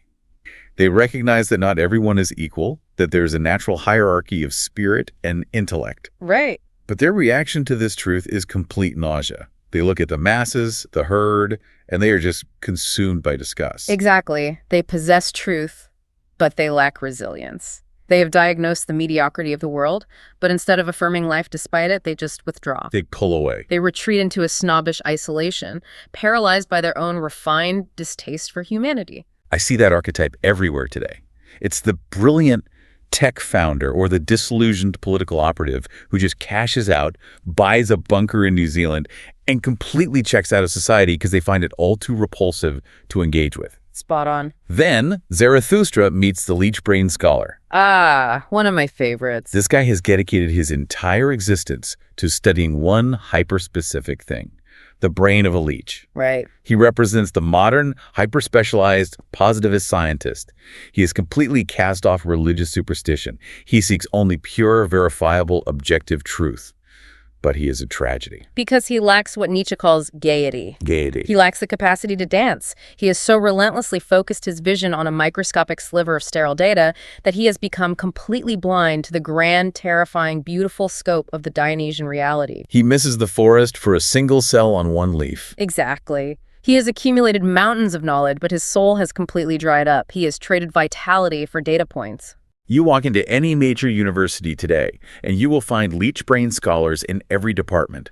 People who have forgotten how to actually live because they are so obsessed with categorizing life. Unfortunately. Then there is the magician. Zarathustra catches him writhing on the ground, pretending to be in spiritual agony, playing the role of the tortured ascetic. Performative pain. He represents Wagnerian romanticism. The artist who wants to be seen as deep and tormented, but it's all theatrical, it's performative. He hasn't actually touched the raw, ugly reality of the earth. He's just playing dress up with existential dread. And we also meet the retired pope. This character is fascinating because he knows the truth. He acknowledges that God is dead. Dude, that's it. But instead of feeling liberated, he wanders the earth mourning the loss of his master. He suffers from a profound lack of amor fati, the love of fate. He can't move on. Right. He is a man who wishes reality wasn't reality. He is tethered to a ghost. Next is the ugliest man. This character is profoundly disturbing. He's the one who actually murdered God. Right. And he didn't do it out of a noble pursuit of truth. He did it out of pure revenge. He couldn't stand the oppressive, all-seeing pity of God staring at his human ugliness, so he killed him. But it didn't free him. Exactly. Because the murder was driven by resentment, he hasn't escaped the slave morality. He's still vibrating with bitterness. He is the ultimate internet troll, tearing down the sacred out of sheer spite, left with nothing but his own toxicity. Then there is the voluntary beggar. Oh, this guy. This is someone who sought happiness among the wealthy, found their greed disgusting, gave away all his money, and went to live among the poor. It's noble at first. Until he found the poor just as resentful and disgusting. So his solution is to go live with a herd of cows, to try and learn their secret to placid, thoughtless contentment. To become an animal. Yeah. Some scholars see him as a critique of certain types of Buddhism or Spinozian detachment. He has overcome his nausea, but his ultimate goal is to lobotomize his own humanity to achieve the peace of a herd animal. And finally, there is the shadow. This is Zarathustra's own shadow who constantly follows him. A dark figure. Very. The shadow is exhausted, thin, and entirely homeless. He represents the ultimate end state of the positivist nihilist, the cultural critic who has successfully deconstructed every belief system, seen through every societal norm, debunked every myth, and is now left with absolutely nowhere to stand. Nothing left. He has no home, no values, and no energy left to build anything. So, If we connect this to the bigger picture, all of these higher men suffer from the same fatal flaw. They are incredibly skilled destroyers, but they are completely incapable of creation. They just tear down. They have burned down the old life-denying values, which is a necessary step, but they are standing in the ashes, shivering and miserable. They represent a pathological intermediate state of humanity. So if these higher men are trapped in this depressing, stagnant waiting room of the soul, how do we actually break out? If they are so smart, what are they missing? What does the next step of human evolution look like? They are missing the ultimate act of self-overcoming. Zarathustra looks at them and realizes that his goal is not to protect or preserve these men. His goal is the overman, the Dionysian man, and the crucial difference is how the overman engages with sacrifice. Ah, back to sacrifice. Yes. The overman doesn't sacrifice others to prove his superiority, and he doesn't sacrifice his instincts to a dead god. The overman sacrifices himself by emerging from the herd. The Urkel paper captures this beautifully with the metaphor of the honey sacrifice. I love this metaphor. It's so vivid. In part 4 of the book, Zarathustra is standing on a mountain, and he is overflowing with a profound happiness that he describes as honey. He takes this honey, this absolute fullness of his own spirit, and he uses it as a lure. Yes, and notice the contrast. The Christian ascetic sacrifices from a place of lack or from a desire for an external reward. Hoping to get something back. Right, but the Dionysian honey sacrifice is a giving from a state of massive overabundance. You have too much. You have so much vital energy that you must overflow. You take your entire self, all your comfort, your old identities, your desire for safety, and you expend it entirely into a deed in the present moment. You give yourself back to the earth. It is an amoral, joyful expenditure of energy. Okay, so the overman breaks out of nihilism by performing this radical, overflowing self-sacrifice. But how exactly does one trigger that? It's not easy. Right, it's not like you just decide one Tuesday to be overflowing with honey. It requires a crucible. It requires a terrifying psychological test. The ultimate test. And that brings us to the absolute core of Nietzsche's philosophy, the concept of the eternal recurrence. This is arguably his most famous and most radically misunderstood idea. He introduces it most vividly in The Gay Science, aphorism 341. The heaviest burden. Yes, the heaviest burden. It is the thought experiment we started this deep dive with. The demon whispering in your ear that you must live this exact life over and over eternally with nothing new in it. The exact same spider on the wall, the exact same moonlight, the exact same moment of agony. I want to just pause here and really let the weight of that sink in for the listener, because our instinctual defense mechanism is to immediately think of it like a video game checkpoint. Oh, exactly. I'll do it better next time. Right. We think, oh, I get to live it again, so this time I'll invest in Bitcoin or I'll break up with that toxic person sooner. No. No changes allowed. The demon explicitly says there is nothing new. You are trapped in an infinite, unchangeable loop of every embarrassing mistake, every period of crushing depression, every physical illness, exactly as you experienced it. It's suffocating. Nietzsche asks, would you be crushed by this? Would you curse the demon? Or would you experience a moment of sheer transfiguration where you call the demon a god? And the academic debate around this concept has raged for a century. Was Nietzsche proposing a literal cosmological theory of physics? Like actual time travel loop. Did he actually believe that time operates like a giant metaphorical hourglass, continuously flipping over and playing the exact same tape? Or is it purely a psychological tool, a heuristic like Kant's categorical imperative, simply designed to test the strength of our life affirmation? To really understand how this acts as a crucible, we have to look at the work of the 20th century French philosopher Gilles Deleuze. Deleuze is key here. We have this brilliant synthesis of Deleuze's take via a deeply personal blog post by Ron Shafrick in our source stack. And Deleuze completely rejects the metaphorical hourglass idea. He argues that we fundamentally misread the phrase eternal return if we think it means the return of the exact same static events. This is a major pivot, and it requires a bit of ontological unpacking. Deleuze, who was heavily influenced by Spinoza and his own complex metaphysical framework, argues that we have a flawed understanding of what being actually is. We tend to think of objects and people as static, finished things. But Deleuze says that what returns in the eternal recurrence is not the static being. Rather, it is the returning itself that constitutes reality. Wait, the returning itself? Yes. The core of existence is not static being, it is continuous becoming. As the animals in Zarathustra say, in every now, being begins. So Deleuze is saying that within this endless cycle, there is actually always something new. The core engine of the universe is difference. There is no final resting state, no perfect equilibrium point where the universe just stops and repeats. Never. There is only a continuous churning process of becoming, and this becoming is driven by the act of affirmation. Deleuze links the eternal recurrence to the metaphor of the dice throw. When you throw the dice, you are fully affirming chance. You are actively destroying what Zarathustra calls the spider web of reason. The spider web. You are destroying the idea of purpose with a capital P. Let's unpack that, because it's a huge blow to our modern egos. That whole teleological mindset, the idea that the universe has an end goal, a final purpose, or that our lives have a pre-written narrative arc where everything happens for a reason. Which we love to tell ourselves. Deleuze and Nietzsche want to shatter that. They want to revive the ancient Greek concept of moira, which means chance or blind fate, as the ultimate reality, rather than a divine calculated plan. To accept the dice throw is to surrender to the chaos of becoming. And failure to affirm the result of the dice throw, sitting there wishing it had landed on a 6 instead of a 2, wishing your life had gone another way, is the ultimate manifestation of resentment. Ah, resentment again. Yes. It is the spirit of revenge directed against time itself, and it's unchangeable. It was. This is where Ron Schaefrich's blog post takes this incredibly dense, abstract Deleuzian metaphysics and grounds it in a visceral, gut-wrenching human experience.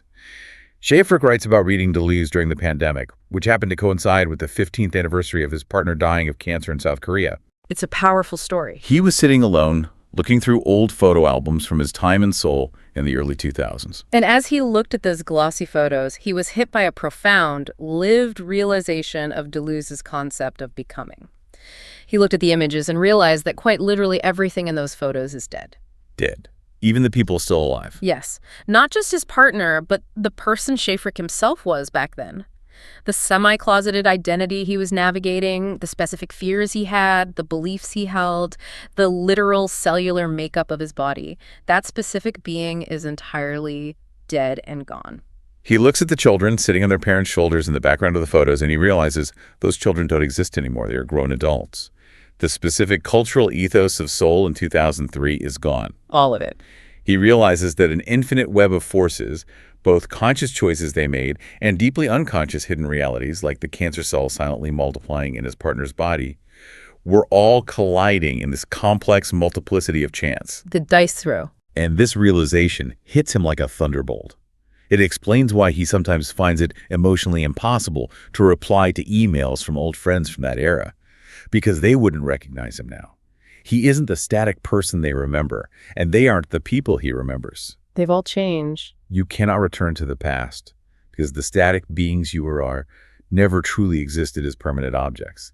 You only exist in a continuous, ruthless, unending process of becoming. Which is an incredibly beautiful and devastating story. But I have to admit, I struggle to reconcile this. If I push back on Deleuze's interpretation, if the eternal recurrence is actually this beautiful affirmation of constant change, difference, and becoming, as Schaefrich's story illustrates, how does that square with the demon's explicit threat? Good question. The demon in Nietzsche's thought experiment specifically says we have to live the exact same sequence again. Every sigh, every spider, every specific pain. Is Deleuze just softening Nietzsche's brutal thought experiment to make it more palatable?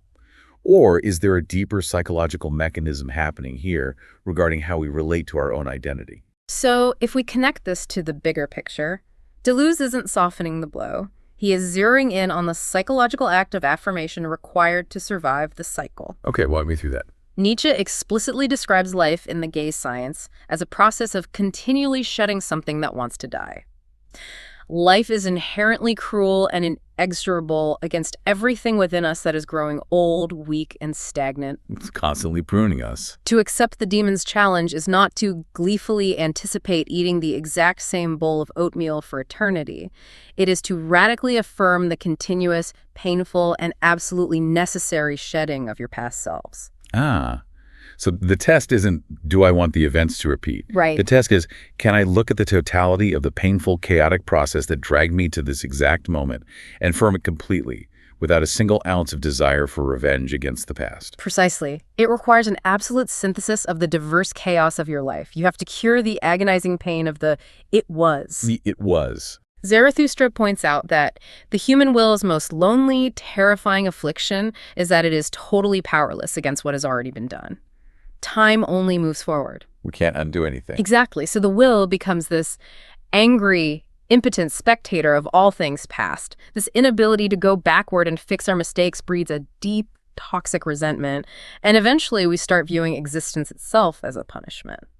Nietzsche even toys with the fantasy of willing backwards, right? The idea of using sheer willpower to change the past. But he realizes that is a superhuman impossibility.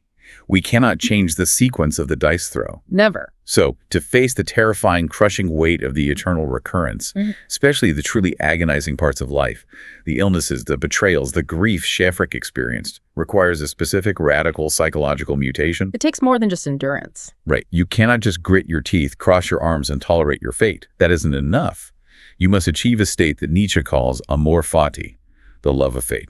And this brings us to the profound culmination of this philosophy, which relies heavily on a brilliant paper by Beatrice Hahnpile in our source stack. This paper blew my mind. It's excellent. She meticulously unpacks the inherent, glaring paradox of amor fati. Because, logically speaking, how on earth do you love a repellent object? Seriously. Fate, even for the luckiest among us, entails massive negativity. We will all age, our bodies will fail, we will lose the people we love most, we will experience failure and physical pain.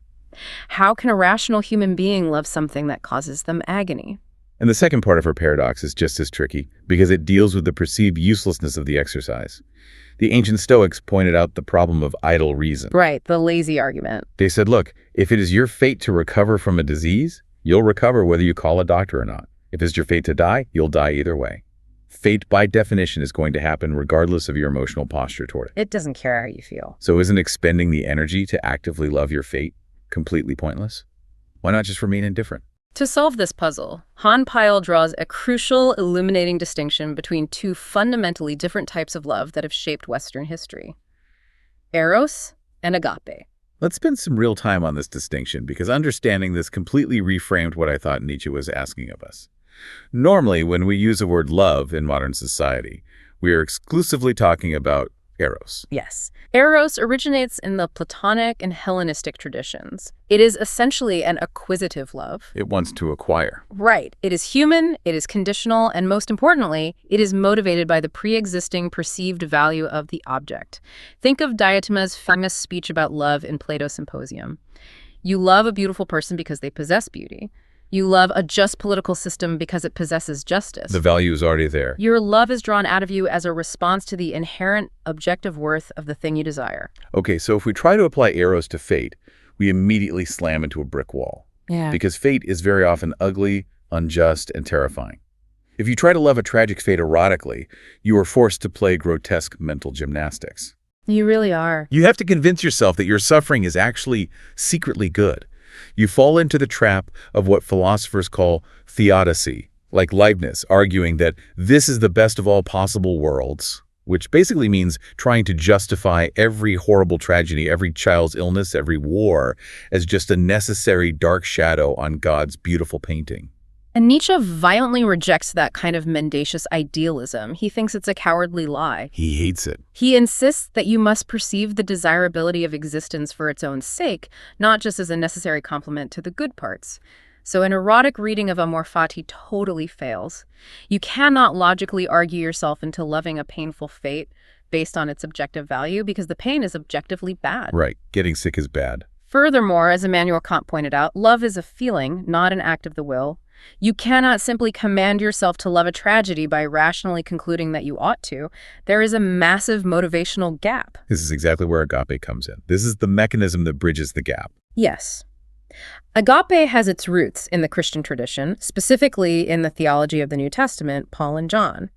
And it was later heavily emphasized by thinkers like Martin Luther. Okay. Unlike eros, agape is not motivated by the inherent value of the object. God doesn't love the sinner because the sinner is inherently good, beautiful, and worthy. Rather, God's love is utterly spontaneous. And crucially, it bestows value. The object becomes valuable by the sheer act of being loved. I was trying to ground this in a modern analogy, something visceral. What did you come up with? Well, eros is like walking into an art gallery and buying a masterpiece. The value is already on the canvas, and you are just responding to it. Right. But agape is like a child coming home and handing you a finger painting. Objectively speaking, as a piece of art, it's a chaotic mess of brown scribbles. It has no inherent market value. $0. But because you are the parent, your spontaneous love actually injects value into that piece of paper. Yeah. You bestow worth upon it until it becomes a treasure that belongs on the fridge. Oh, that's beautiful. Nietzsche is asking us to take the terrifying, chaotic, often ugly finger painting of our own suffering and put it on the fridge. That is exactly the dynamic. Han Pyle argues that Nietzsche's amor fati is an inherently agapic love. It is a secularized, profoundly human version of this value-bestowing grace. It changes the object. When you achieve amor fati, your love transfigures the negative events of your life. It absolutely does not erase the pain, but it bestows a new, vital value upon that pain. But if you are listening to this right now and thinking, okay, that sounds poetic, but I can't just forcefully make myself love the fact that I lost my job or that my partner got sick, you are absolutely right. You can't just flip a switch. Nietzsche agrees with you. You can't actively force it. And Han Pyle explains this using a fascinating linguistic concept called the mediopassive modality. The grammar here actually reveals the psychology. In ancient Greek, they had a middle voice, which sat between the active and the passive voice. Grammar lesson, let's go. In the active voice, you are the sole author of the action. I take. In the passive voice, you are completely helpless, and the action is done to you. I am taken. Right. But the mediopassive voice describes a state where you are actively participating, but you are not the ultimate author of the event. It happens to you, but only through your willing participation. Han Pyle gives the historical example of the Greek verb for marriage. A man, historically, would use the active voice. He takes a wife. Right. But a woman would use the mediopassive voice.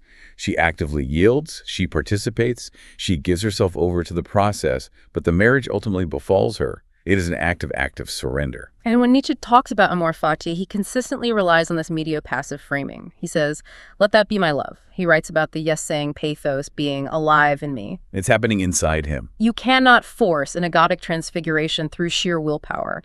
It operates like an event. It is a secular grace. You can cultivate a profound receptivity to it. You can fiercely prepare the psychological ground, but ultimately the love of fate must happen to you. And what prepares that ground? What tills the soil so this grace can take root? It's not pretty. Shockingly, it is profound, unmitigated suffering. Nietzsche's own biography was a brutal testament to this.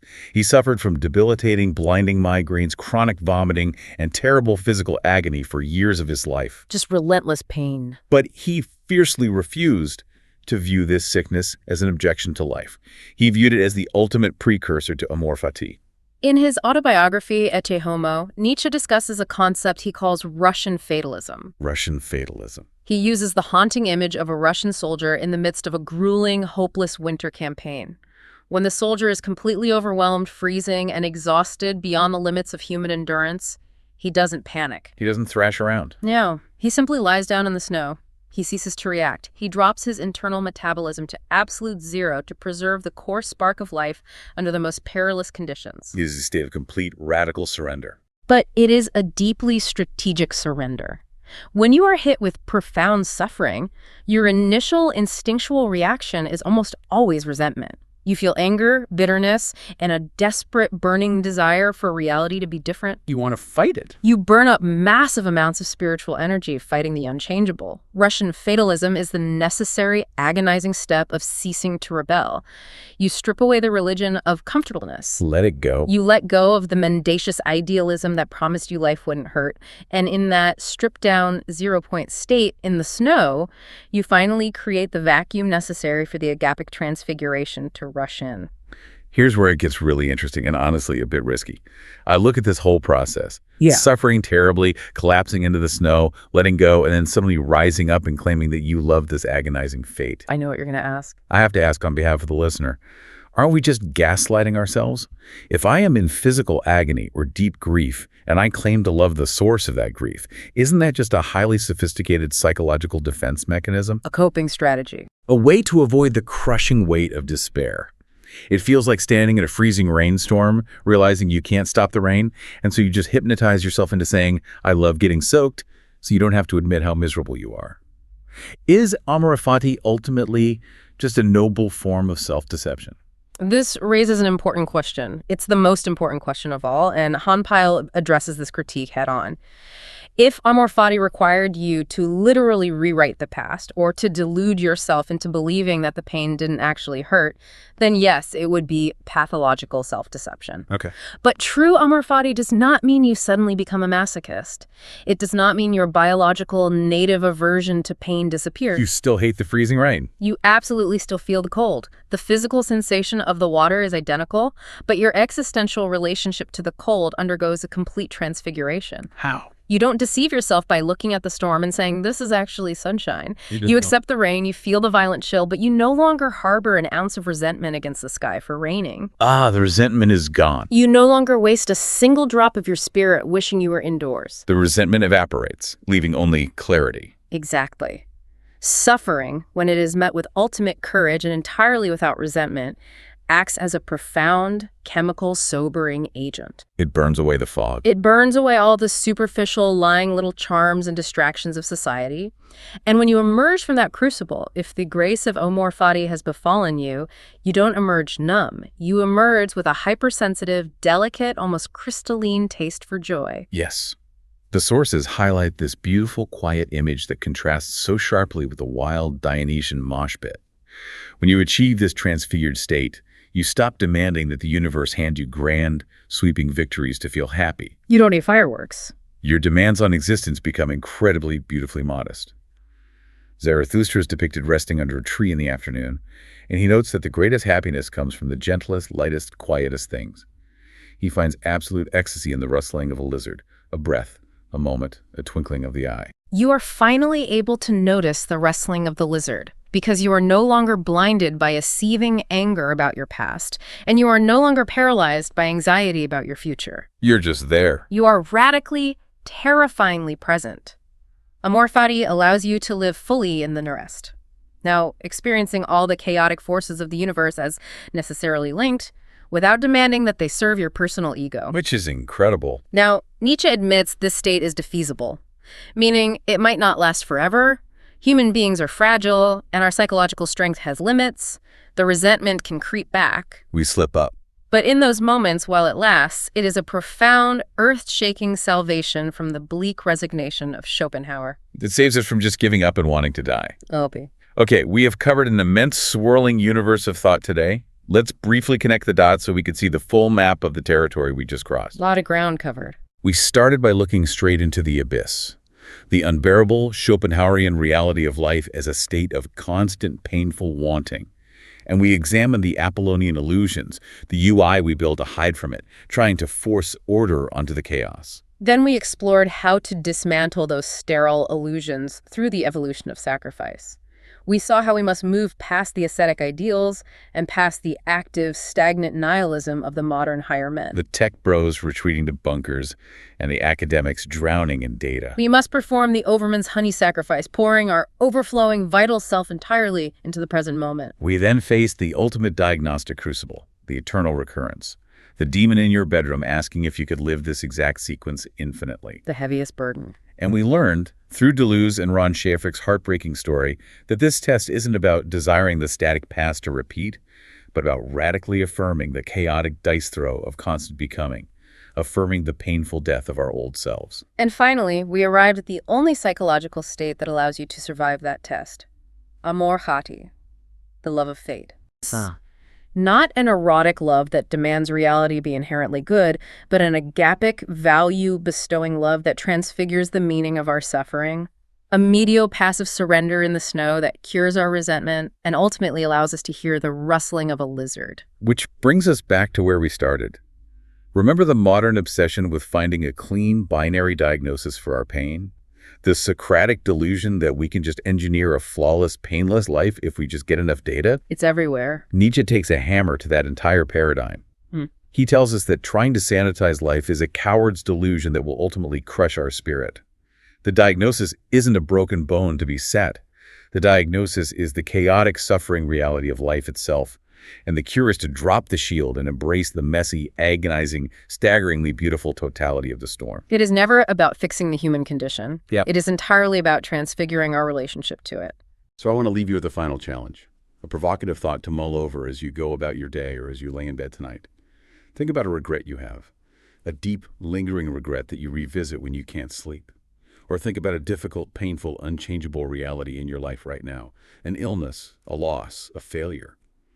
Normally, our default instinct is to wish it away, to white-knuckle our way through it, to merely tolerate it, or to pray it magically resolves.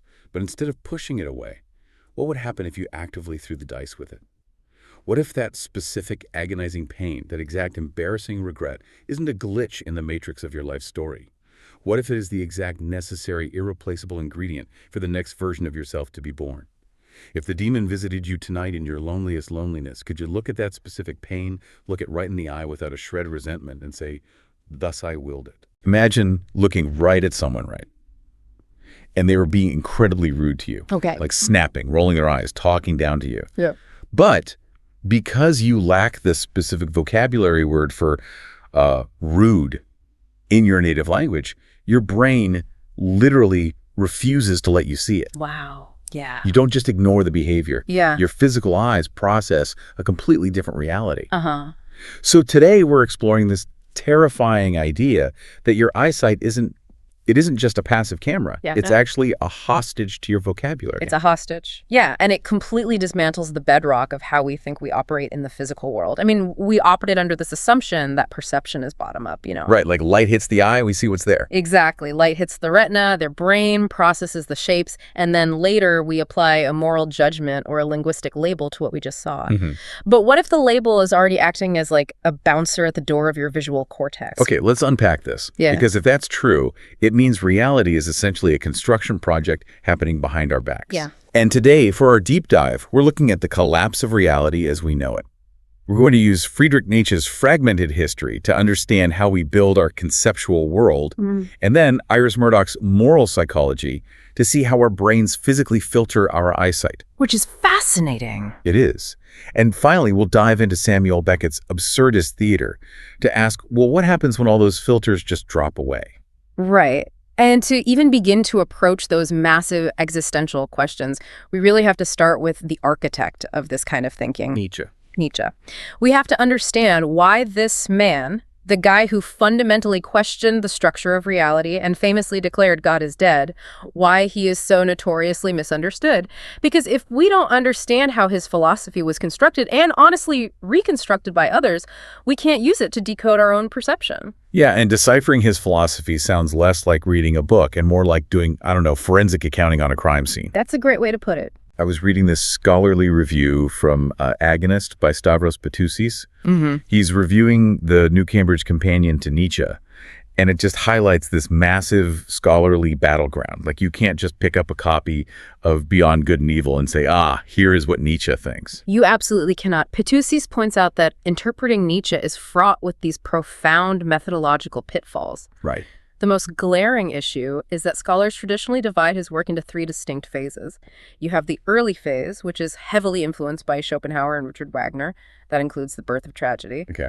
Then you have the middle, more skeptical, scientifically minded, aphoristic phase with works like Human, All Too Human. Yeah.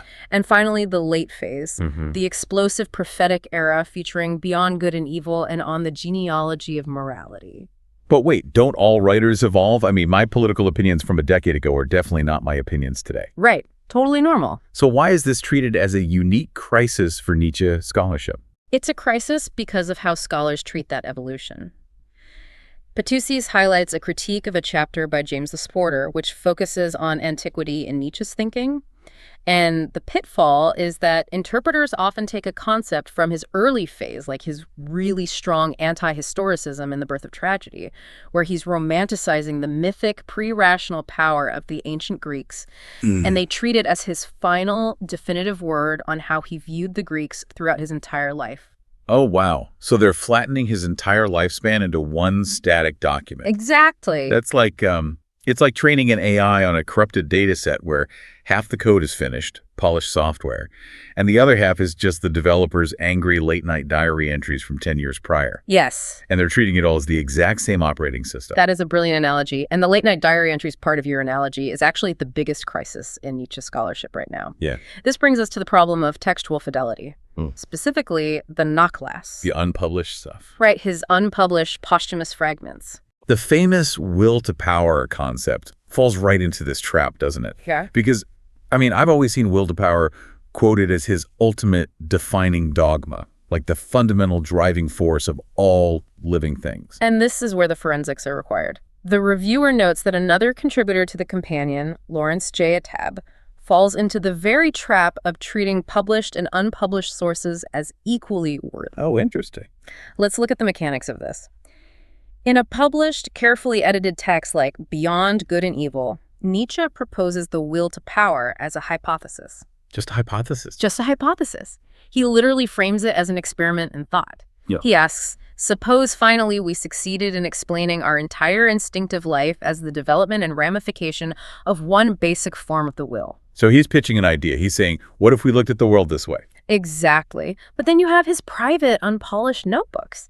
And after Nietzsche suffered his mental collapse in 1889, his sister, Elisabeth Förster Nietzsche, took control of his estate. Yeah. She was a virulent German nationalist and anti-Semite ideologies that Nietzsche himself openly despised. Wow. And Elisabeth took his fragmented notes, heavily edited them, stripped them of their context, pasted them together, and published a book titled The Will to Power. You have got to be kidding me. So she essentially forged a masterwork out of his scrap paper to fit her own political agenda. She weaponized his scrap paper, yes. In the Nachlass, without the careful framing of his published works, the will to power looks like a dogmatic universal law of physics and biology. Right. It sounds totally different. It sounds like a proto-fascist manifesto. If a scholar today treats those private, manipulated notes as his official doctrine, they are completely distorting his philosophy. I mean, they're reading Elizabeth, not Friedrich. And even when we were reading Friedrich, it turns out we have to question what he was reading. Oh, totally. Because the review mentions Andreas Sommer's philological work on Nietzsche's personal library. Sommer actually went through the borrowing records and the physical books Nietzsche owned. Yeah, the actual library records. Right. And he found that a lot of Nietzsche's fiery critiques of giant philosophers like Immanuel Kant or Baruch Spinoza weren't based on him meticulously studying their primary texts. Which is wild. Sommer's findings fundamentally alter how we have to evaluate Nietzsche's arguments. We all imagine Nietzsche sitting in a dimly lit room doing a brutal line-by-line takedown of Kant's critique of pure reason. Right, the genius at work. But Sommer shows that Nietzsche was heavily reliant on secondary sources. He was reading 19th century histories of philosophy, like Kuno Fischer's overarching summaries. He was getting his Kant secondhand. Yes. He was essentially reading the 1880s equivalent of Wikipedia summaries and attacking those. What's fascinating here is how this completely changes the structural weight of his arguments.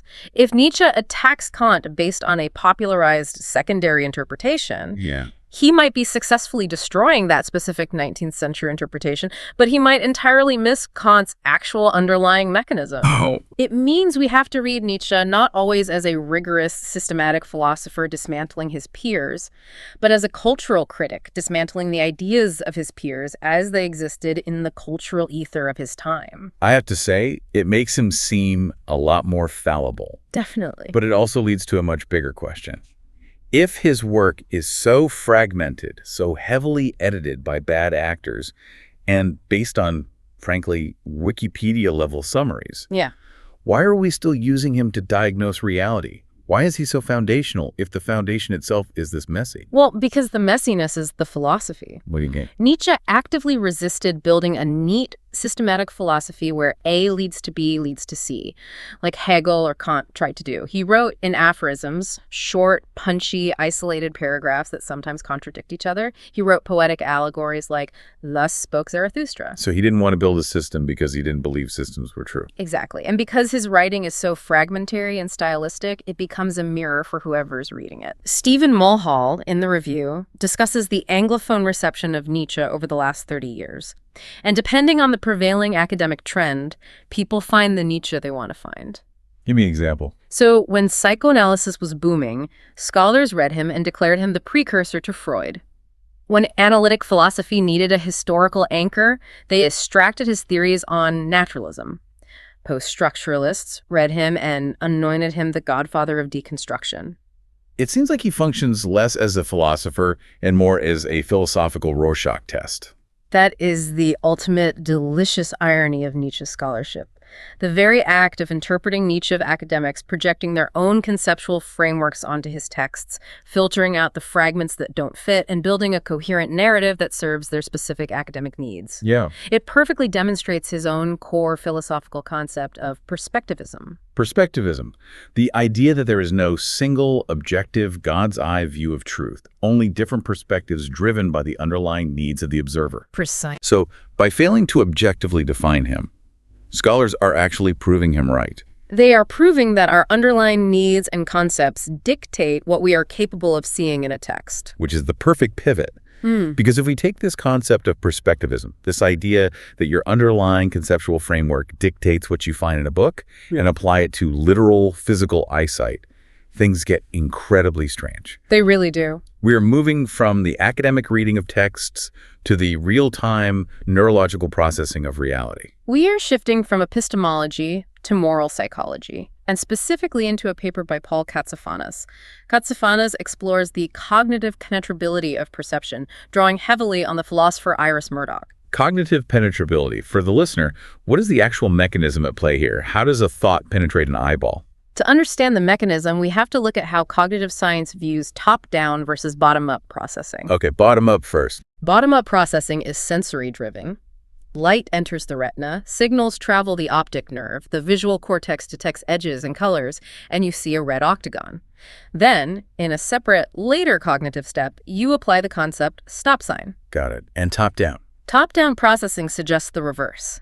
Your expectations, your vocabulary, your beliefs, the higher-level cognitive functions actually send signals down to the visual cortex. Wait, down to the visual cortex? Yeah, altering how those sensory inputs are structured before you even consciously register them. So the concept doesn't just label the image. The concept actively sculpts the image. Yes, and Katsafanas uses Iris Murdoch to argue that this isn't just about recognizing physical objects like stop signs. It applies to complex moral landscapes. Murdoch provides a really vivid, highly relatable thought experiment to demonstrate this, right? The story of the mother-in-law and the daughter-in-law. The famous M and D example. Let's set the scene for the listener. M feels a deep internal hostility toward D. When M looks at D interacting at a family dinner, M's visual field is organized by very specific concepts.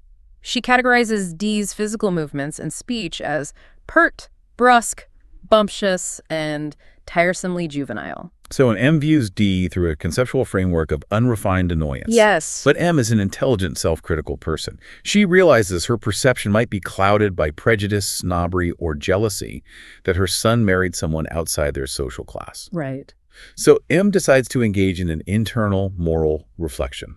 She actively tries to clear away her own ego and look at D again with what Murdoch calls a more just and loving gaze. And here is the crucial stipulation in Murdoch's thought experiment.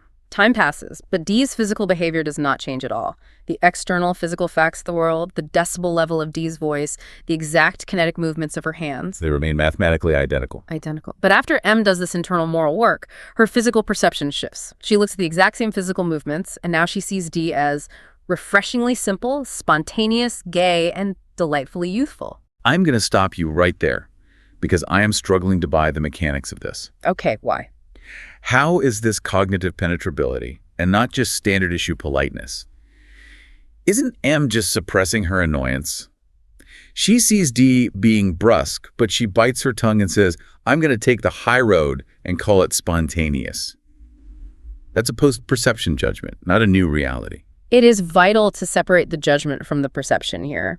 Murdoch is not describing someone biting their tongue. She is describing a literal, phenomenological shift in what is experienced. A phenomenological shift. Think about one of those optical illusion drawings, the one that looks like a duck, and then suddenly, without the ink on the page changing at all, it looks like a rabbit. Oh, the duck-rabbit illusion. Right. Yeah. When it shifts from the duck to the rabbit, you aren't just calling it a rabbit while still seeing the duck. Your entire visual gestalt has reorganized. Right. The beak becomes the ears. The back of the head becomes the mouth. The lines on the paper are the same, but the reality you experience is fundamentally new. Murdoch argues that concepts like delightfully youthful are the mental schemas that allow the moral rabbit to appear. If you lack the concept, you physically cannot see it. So Murdoch is saying that when our concepts change, we don't just notice different things in the same world, we literally see different worlds. Yes. But let me push back even harder on this. Who decides which world is the true one? Murdoch assumes M's new loving gaze is somehow objectively better. That's a fair question. But what if D actually is being obnoxiously juvenile? What if M is just gaslighting herself? It sounds like forced toxic positivity. She's just putting on rose-colored glasses to keep the peace at Thanksgiving, and Murdoch is trying to pass it off as deep moral clarity. This raises a massive fundamental question about Murdoch's entire philosophical architecture. To understand why she doesn't view this as toxic positivity, you have to understand her debt to Plato. Murdoch was a Platonist. She believed that there is a correct, objective, moral reality underlying the universe. So she believes in a capital T truth. Yes. And for Murdoch, the primary obstacle to seeing that capital T truth is the self. It's the ego. Our jealousy, our anxieties, our snobbery, these act as distorting lenses. They generate a small, paranoid fantasy world that we project outward onto other people. I do. When M was jealous, she wasn't seeing D. She was seeing a phantom created by her own insecurity. So the hostility was the hallucination. Exactly. In Murdoch's framework, doing the hard internal work to silence the ego and look with a just and loving gaze isn't putting on rose-colored glasses. It is violently ripping off a VR headset. By dropping the selfish need to protect her own social standing, M clears the distortion. She allows the complex, objective reality of D to finally enter her visual field. For Murdoch, goodness is not an action you take. Goodness is a refined, honest perception of reality. Okay, if I view it through the lens of stripping away ego, rather than adding fake positivity, it makes sense. Yeah. If I am terrified of dogs because I was bitten as a kid, my brain's fear concept might literally cognitively penetrate my vision, making a golden retriever's open mouth look like a vicious snarl. Exactly. But if I can do the psychological work to drop that fear concept, the visual gestalt shifts, and I finally see a dog panting happily. The dog didn't change, but my access to reality did. That is exactly the mechanism. But, and this is where we have to pivot back to our original architect. Nietzsche. Right. While Murdoch thought we could just sit in a room, look lovingly, clear away our personal ego, and arrive at objective truth, Nietzsche completely rejects this. Right, because for Nietzsche, the concepts filtering our vision aren't just a product of M's personal snobbery or my childhood fear of dogs. It's not just a solo psychology project. The concepts are ancient, inherited systemic structures. This is the massive divergence Katsafanas highlights between Murdoch and Nietzsche. Murdoch focuses on the solitary individual. M sits in her parlor, reflects on her feelings, and her vision clears. Very tidy. But Nietzsche says this is hopelessly naive. You cannot simply introspect your way to reality because the very tools you use to introspect, your language, your logic, your grammar, are already corrupted. Corrupted by what? By history. By thousands of years of power struggles, religious dogmas, and linguistic accidents. We're talking about the genealogy of concepts. Nietzsche argues that the true threats to our vision aren't our conscious, selfish motives. The real threats are the massive conceptual systems that surreptitiously structure our experiences, things we don't even realize are concepts. We treat them as laws of physics. And the biggest one Katsafanas points out in the text is the concept of agency. Yes, how we perceive human action itself. To explain how deeply this penetrates our reality, we have to look at this really striking metaphor from Nietzsche's on the genealogy of morality. He talks about how common sense separates the lightning from the flash. Let's break down the mechanics of this metaphor because it blew my mind. When we see a storm, we point at the sky and we say, the lightning flashed. Look at the grammar of that sentence. Subject, the lightning. Predicate, flashed. We construct a sentence with a doer and a deed. We instinctively treat the lightning as a physical entity, an agent that exists somewhere up in the clouds, and flashing is the action it chose to perform.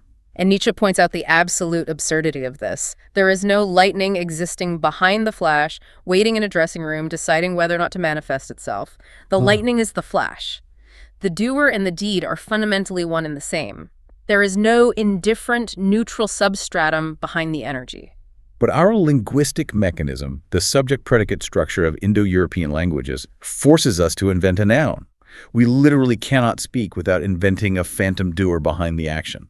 Now, apply that grammatical hallucination to human morality. Nietzsche argues that modern morality does the exact same thing to human beings. We separate the strength from the manifestation of strength. We create this illusion of a neutral free will, a characterless capacity for choice existing behind our actions.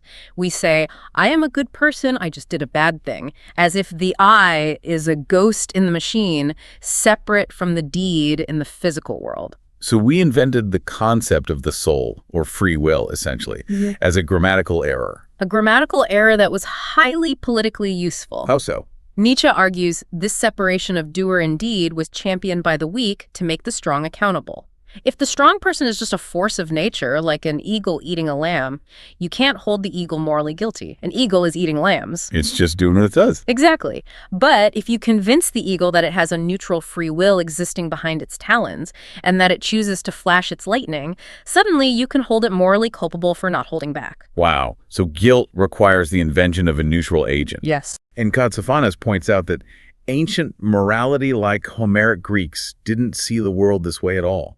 In the ancient world, you are your deeds. Achilles is his rage. Odysseus is his cunning.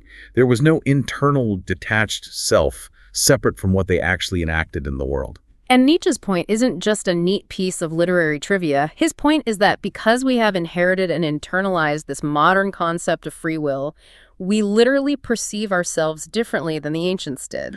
We literally see it differently. When you make a choice today, you experience yourself as detached, self-defining, and isolated from your environment. Your phenomenological experience of your own life is cognitively penetrated by a historical power struggle that happened centuries ago. Which means introspection is a trap. Yeah. You can't just sit in a room like Murdoch's mother-in-law and think your way out of the concept of free will, because the I that is doing the thinking is already a product of the concept. It's like a computer trying to uninstall its own operating system. Exactly. Concepts are interconnected webs. You can't just isolate one. If you change your concept of agency, it cascades. It fundamentally alters your concept of responsibility, guilt, duty, and the self. To bring this out of the 19th century, the text gives a brilliant modern example, drawing on the sociologist Max Weber, regarding the concepts of efficiency and instrumental value. It points out how incredibly difficult it is for a modern person to perceive non-instrumental value, to value something just for existing. Right. Weber talked about the disenchantment of the world. Capitalism and bureaucratic rationality require us to view the world instrumentally. A forest is no longer perceived as a sacred grove or a complex web of life. It is conceptually penetrated by economics, and we literally see it as standing timber. It is a resource waiting to be used for an end goal. Yes. Think about the conversations we have about education today. Let's say you, the listener, tell your parents or your friends you want to study 14th century French poetry. The immediate knee-jerk reaction is, what are you going to do with that? The implication being, how does this translate into a salary? The mechanism of our modern perception demands an ROI, a return on investment. The idea of studying poetry simply to enrich your inner life, to become a more expansive human being, without it producing a tangible external result, it almost doesn't compute. We can say the words learning for learning's sake, but we struggle to genuinely experience it as a valid way to organize a life. The concept of economic efficiency is acting as the bouncer at the door of our visual cortex, filtering out inherent value. Exactly. So if introspection doesn't work because our very tools for introspection are corrupted by history, it seems like the only way out is to study the history of the tools themselves. Is that what Nietzsche's doing? Is that what genealogy is? That is precisely what genealogy is. Nietzsche's solution isn't to look inward, it's to look backward. By doing a brutal historical autopsy on how concepts like good, evil, guilt, or agency actually evolved over time, revealing that they were often born from messy, petty political power struggles, not divine revelation or pure logic, we break their spell. We realize that our supposedly necessary and natural ways of experiencing the world are actually just local, contingent, and entirely optional. Genealogy rests us outside of our current perspective. It shows us that reality hasn't always looked this way, which means it doesn't have to look this way now. It reveals that the absolute foundations of our world are just scaffolding erected by dead people. But let me stop you there, because if you pull back the curtain and you realize the foundations are just historical scaffolding, and then you dismantle that scaffolding, the whole building collapses. If our perception is entirely constructed by historical narratives, what happens when those narratives die? Then we enter the void. When the scaffolding collapses and there is nothing beneath it, we enter the modern crisis of nihilism. Which brings us to our final stop on this deep dive. an incredible essay by Jokel Volson from Stockholm University, comparing Nietzsche with Samuel Beckett's masterpiece of absurdist theater, Waiting for Godot. Right. And to understand the sheer terror of this void, we first have to understand the magnitude of what collapsed. Volson's essay draws a sharp contrast between the modern era and the postmodern reaction. Set the stage for us. The modern era, driven by the Enlightenment, the Scientific Revolution, the French and American revolutions, was built on a rock-solid, optimistic foundation. It was the belief in reason, rationality, and most importantly, linear progress. The idea that history is a straight line pointing up. Science is curing diseases, technology is solving scarcity, and humanity is marching steadily toward a utopian future. And philosophically, René Descartes gave us a stable anchor for the human self with his famous axiom, cogito ergo sum, I think, therefore I am. He essentially argued that even if you doubt everything in the universe, the very act of doubting proves there is a rational I doing the doubting. It cemented the idea of a coherent, rational, unified human subject. But postmodernism, which Nietzsche arguably grandfathered, is the total annihilation of those grand narratives. Yeah. It's the rejection of inevitable progress. It's the realization that Descartes' I is just a grammatical illusion of the lightning and the flash. And this is where we arrive at the most famous and perhaps most disastrously misunderstood quote in all of philosophy: God is dead, God remains dead, and we have killed him. People always read that quote as Nietzsche celebrating. They picture an atheist dancing on the grave of religion. But reading the full context in the gay science, it reads like a man having a panic attack. It really does. It was a terrifying, apocalyptic diagnosis of Western civilization. For thousands of years, the concept of a Christian God was the ultimate anchor. It wasn't just about going to church. The concept of God provided the absolute basis for objective morality, inherent meaning, the structure of the cosmos, and the promise of ultimate justice and salvation. God was the grand narrative that held all the other narratives together. Exactly. And Nietzsche saw that the scientific revolution and Enlightenment rationality had systematically dismantled the intellectual viability of a literal God. Yeah. But here is his genius.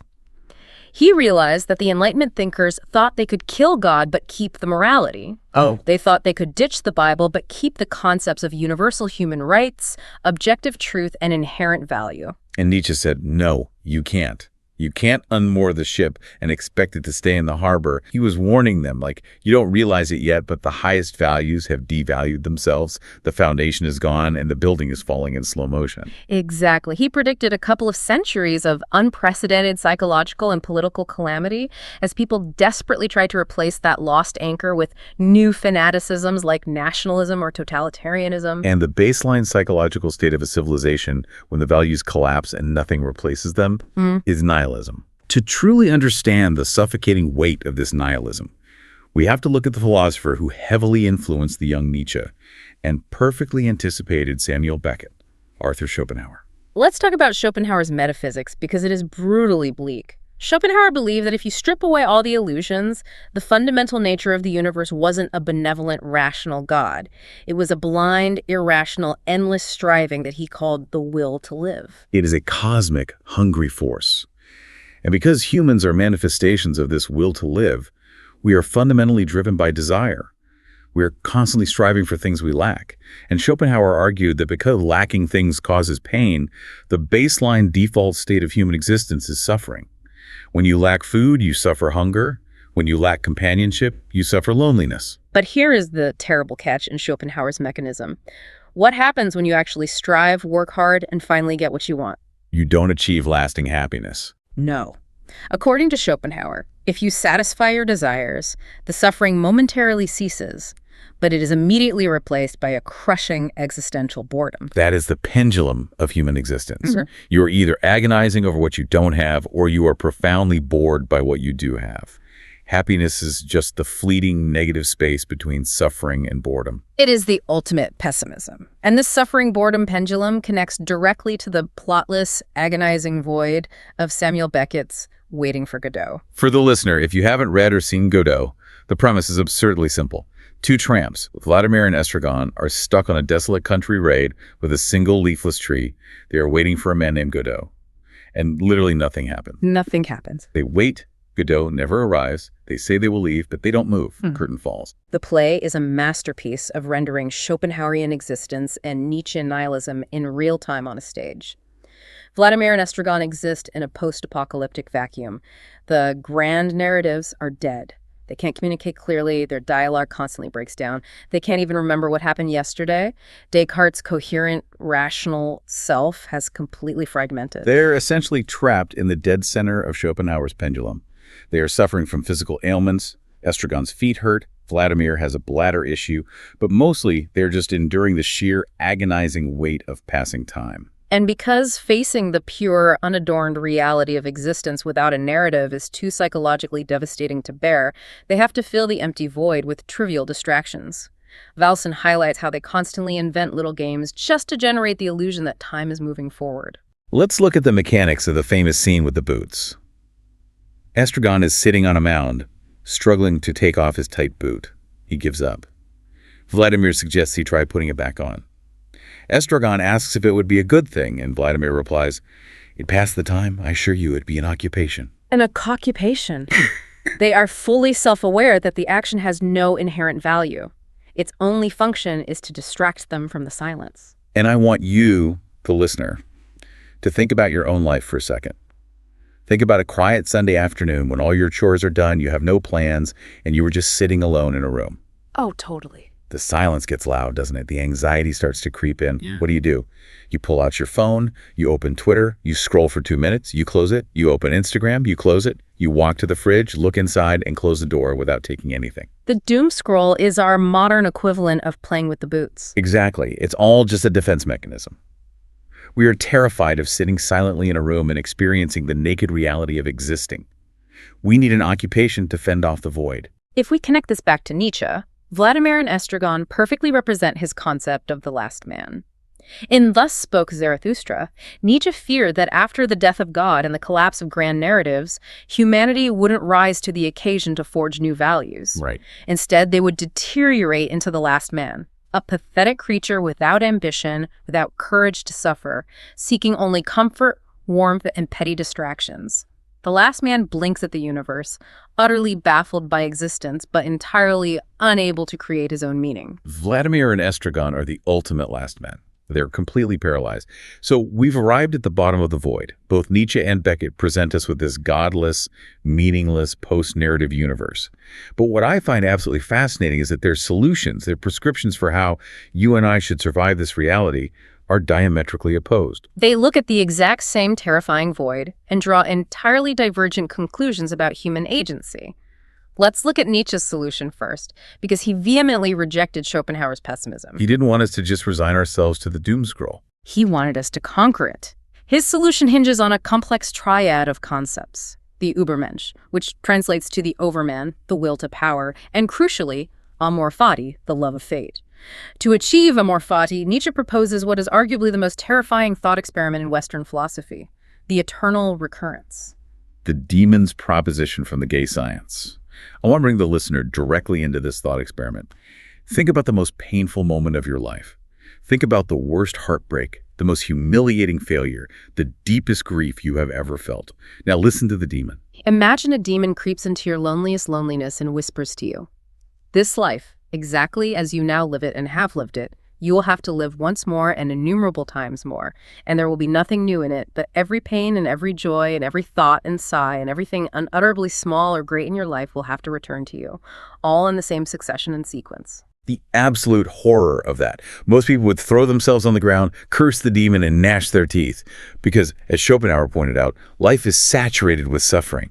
The idea of repeating your worst trauma on an infinite loop forever, with absolutely no hope of it ever getting better or changing, is the definition of hell. But Nietzsche asks, have you ever experienced a single moment so tremendous, so overflowing with vitality, that you would look the demon in the eye and say, "You are a god, and I have never heard anything more divine"? Wow. For Nietzsche, the ultimate act of courage, the highest expression of the will to power, is not trying to escape reality. It is looking at the entire tapestry of your life, the horror, the grief, the beauty, and the joy, and affirming it completely. To say, I want this again, exactly as it was. I wouldn't change a single agonizing second because it was mine. That is amor fati, loving your fate. And the theoretical human being who possesses the immense psychological strength to do that, who can affirm existence so powerfully that they redeem a meaningless, godless universe simply through the sheer force of their own affirmation, that is the Übermensch. It is a radical, almost psychopathic optimism. You don't hope for a better future. You don't hope for heaven. You violently, fiercely embrace the present moment, pain and all. But then we look at Beckett's world in Waiting for Godot, and the exact same mechanism, the eternal recurrence, is present, but it's an inescapable nightmare. In Godot, the eternal recurrence isn't a test of psychological strength. It is the source of crushing, paralyzing tediousness. Time in the play doesn't progress linearly toward a goal, but it also doesn't offer a triumphant, joyful recurrence. It accumulates like dust. Act 2 is almost an exact repetition of Act 1. The characters do the same things today that they did yesterday, and they will do them again tomorrow. And Valson's essay points to another pair of characters in the play who perfectly illustrate this trap, Pozzo and Lucky. Right. Pozzo is a pompous, wealthy master, and Lucky is his miserable, enslaved servant whom he leads around the stage on a rope. In the first act, Pozzo is arrogant and in control. But in the second act, they return, and the cycle of time has degraded them. Pozzo is suddenly blind, and Lucky is mute. When Vladimir asked Pozzo when he went blind, Pozzo flies into a furious, panicked rant about the nature of time. He screams, "Have you not done tormenting me with your accursed time? One day we were born, one day we shall die, the same day, the same second day. They give birth astride of a grave, the light gleams an instant, then it's night once more." They give birth astride of a grave. It's one of the most haunting lines in 20th century literature. It is the ultimate anti-affirmation. From the moment you are born, you are falling into the grave. The entirety of a human lifespan is just a brief, agonizing flash of light in an eternal darkness. And the relationship between Pozzo and Lucky operates as a direct, pathetic parody of Nietzsche's master-slave dynamic. Nietzsche idealized the master morality, the strong, independent, self-sufficient, aristocratic spirit that creates its own values. But Beckett looks at that and laughs. He shows Pozzo, the supposed master, as utterly dependent on his slave. When Pozzo goes blind, he cannot navigate the world without Lucky. He even desperately needs Vladimir and Estragon to just look at him, to validate his existence. Beckett is highlighting human frailty. He is arguing that Nietzsche's independent, self-sufficient overman is a delusion. Independence is a myth. We are all dependent, frail, and trapped in the cycle together. Which leads us to the core mechanism of their paralysis in the play. The play was originally written in French with the title En attendant Godot. And Valson's essay makes a brilliant linguistic connection here. He points out that the word attendant waiting evokes the concepts of attentism. Attentism is a crucial historical context. It was a very real, very controversial political attitude in Vichy France during the Nazi occupation in World War II. It was the stance of the wait-and-see population. Let's explore the mechanics of that, because it maps perfectly onto the void. If you lived in Vichy France, you had a choice. You could actively collaborate with the Nazi-aligned government, or you could risk your life and actively join the French resistance. But a massive portion of the population did neither. They adopted attentism, they deferred action entirely, they waited. They hoped that someone else, the Allies, the Americans, the British, a savior from across the sea, would come and resolve the situation for them. They abdicated their agency to the future. It's the paralyzing ambiguity of waiting for a savior so you don't have to take the terrifying risk of acting yourself. And that is exactly what Vladimir and Estragon are doing. They are political refugees of the universe, practicing cosmic attentism. They are waiting for Godot. Now, people have debated for decades. Who is Godot? Is it God? Is it a revolutionary leader? Beckett famously stated that if he knew who Godot was, he would have said so in the play. But philosophically, the specific identity doesn't matter. The function matters. Godot represents hope. Hope, the thing we are constantly told is the greatest human virtue. And this is the crux of the ultimate philosophical divergence between our two thinkers. For Nietzsche, hope for an afterlife or a future utopian redemption is a sickness. It devalues the present moment. If you are hoping for heaven, you are failing to affirm the earth. But for Beckett, hope is even worse than a sickness. Hope is an active, malevolent torture device. Valston references the Greek myth of Pandora's box. The gods give Pandora a jar containing all the plagues, diseases, and miseries of the world. She opens it, they escape and infect humanity. But she closes the lid just in time to trap one final thing inside: hope. Traditionally, we read that myth optimistically. Even in a world of misery, humans still have hope. But Beckett reads it through a pessimistic Schopenhauerian lens. Why was hope in the jar of plagues to begin with?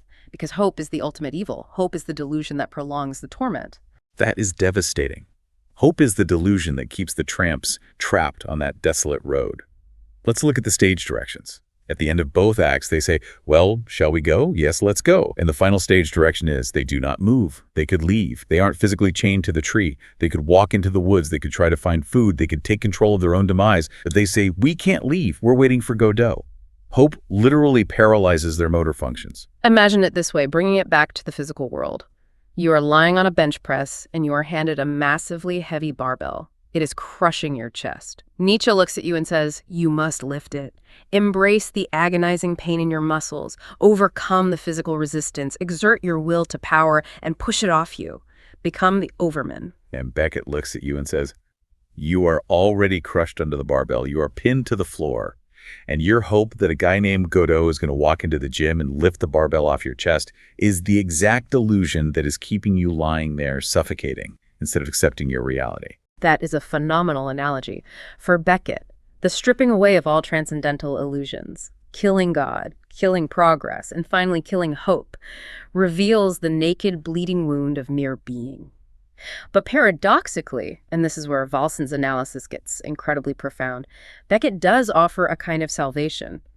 But it's a salvation of resignation. I am struggling with that concept. How does resigning yourself to the crushing barbell equal salvation? How is giving up freeing?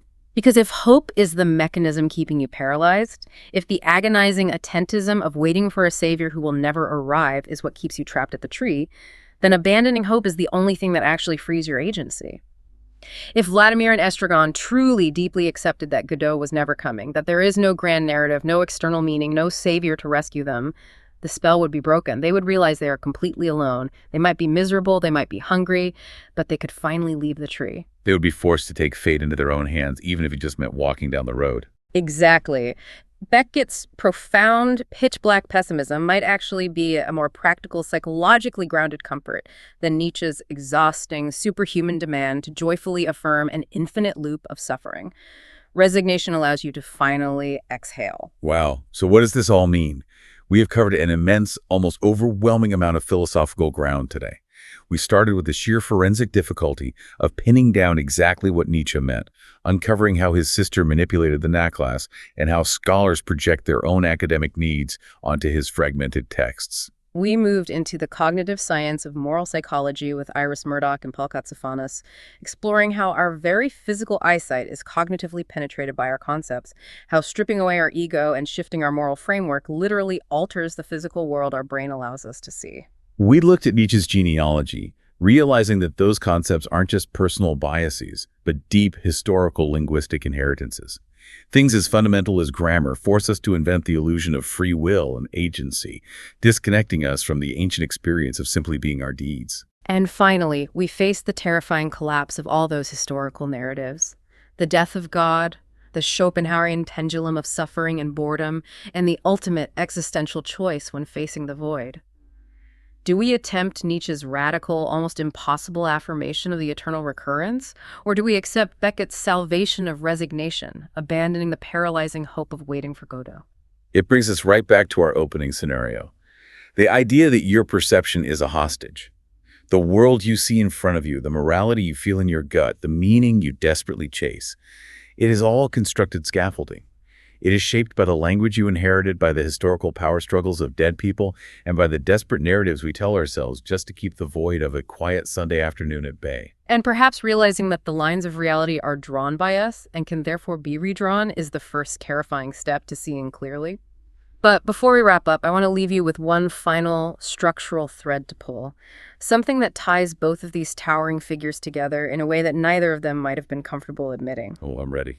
Lay it on us. We've talked extensively about how hope for an external savior like Godot keeps Beckett's characters paralyzed. It traps them in attentism.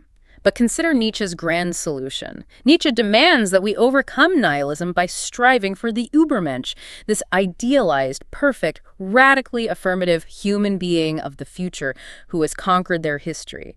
But look around. Has anyone actually achieved the state of the Übermensch? No. It's always framed as a goal for humanity to evolve into. Exactly. So I ask you, Isn't Nietzsche's absolute obsession with the coming of the Übermensch, this idealized figure of the future who will finally redeem our suffering, isn't that just another version of waiting for Godot? Are we, even in Nietzsche's radically defiant philosophy, still just looking to the horizon, hoping for a future savior to arrive, desperately trying to escape the unbearable weight of the reality right in front of us? Whoa. That completely flips the script on Nietzsche. If the Overman is just another Godot, then Nietzsche didn't cure attentism. He just gave it a much cooler philosophical German name. Are we all just waiting by the tree, pretending we're lifting the barbell? That is absolutely a thought to keep you up at night. Thank you for joining us on this intense intellectual journey today. Look at your own world tomorrow. Look at the people around you, the words you use to describe them, choices you think you're making, and ask yourself exactly what historical concepts are acting as the bouncer to your reality.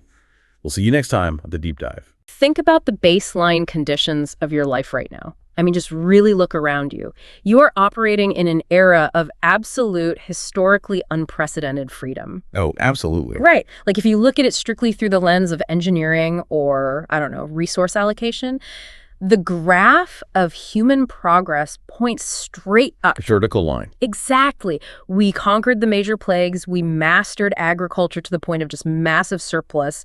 And you have access to the sum total of human information through a little piece of glass you keep in your pocket. It's wild when you frame it like that. It is. By every metric of the ancient world, you are living like an emperor. But, and this is the big but, if you look at the psychological landscape, that graph completely shatters. Yeah, the internal reality does not match the external comfort. Not at all. We are looking at a population that is universally anxious, chronically exhausted, and just desperately seeking validation from strangers on the internet. We've engineered out almost all of our historical, physical threats, and somehow we feel like we're constantly standing on the edge of a cliff. Well, the paradox is built right into the architecture of modern life. We essentially solve the problem of survival, but in doing so, we completely hollowed out the framework that gave survival any meaning in the first place. And that structural hollowing out is our entire focus today. We're taking a massive stack of cutting-edge cultural critiques, some heavy philosophical syntheses, and psychological papers to map out the exact mechanics of this modern sickness. It's a deep dive into the actual machinery of anxiety. Exactly. We want to know how that machinery actually works, from the algorithms feeding your screen right down to the microscopic biology dictating your mood.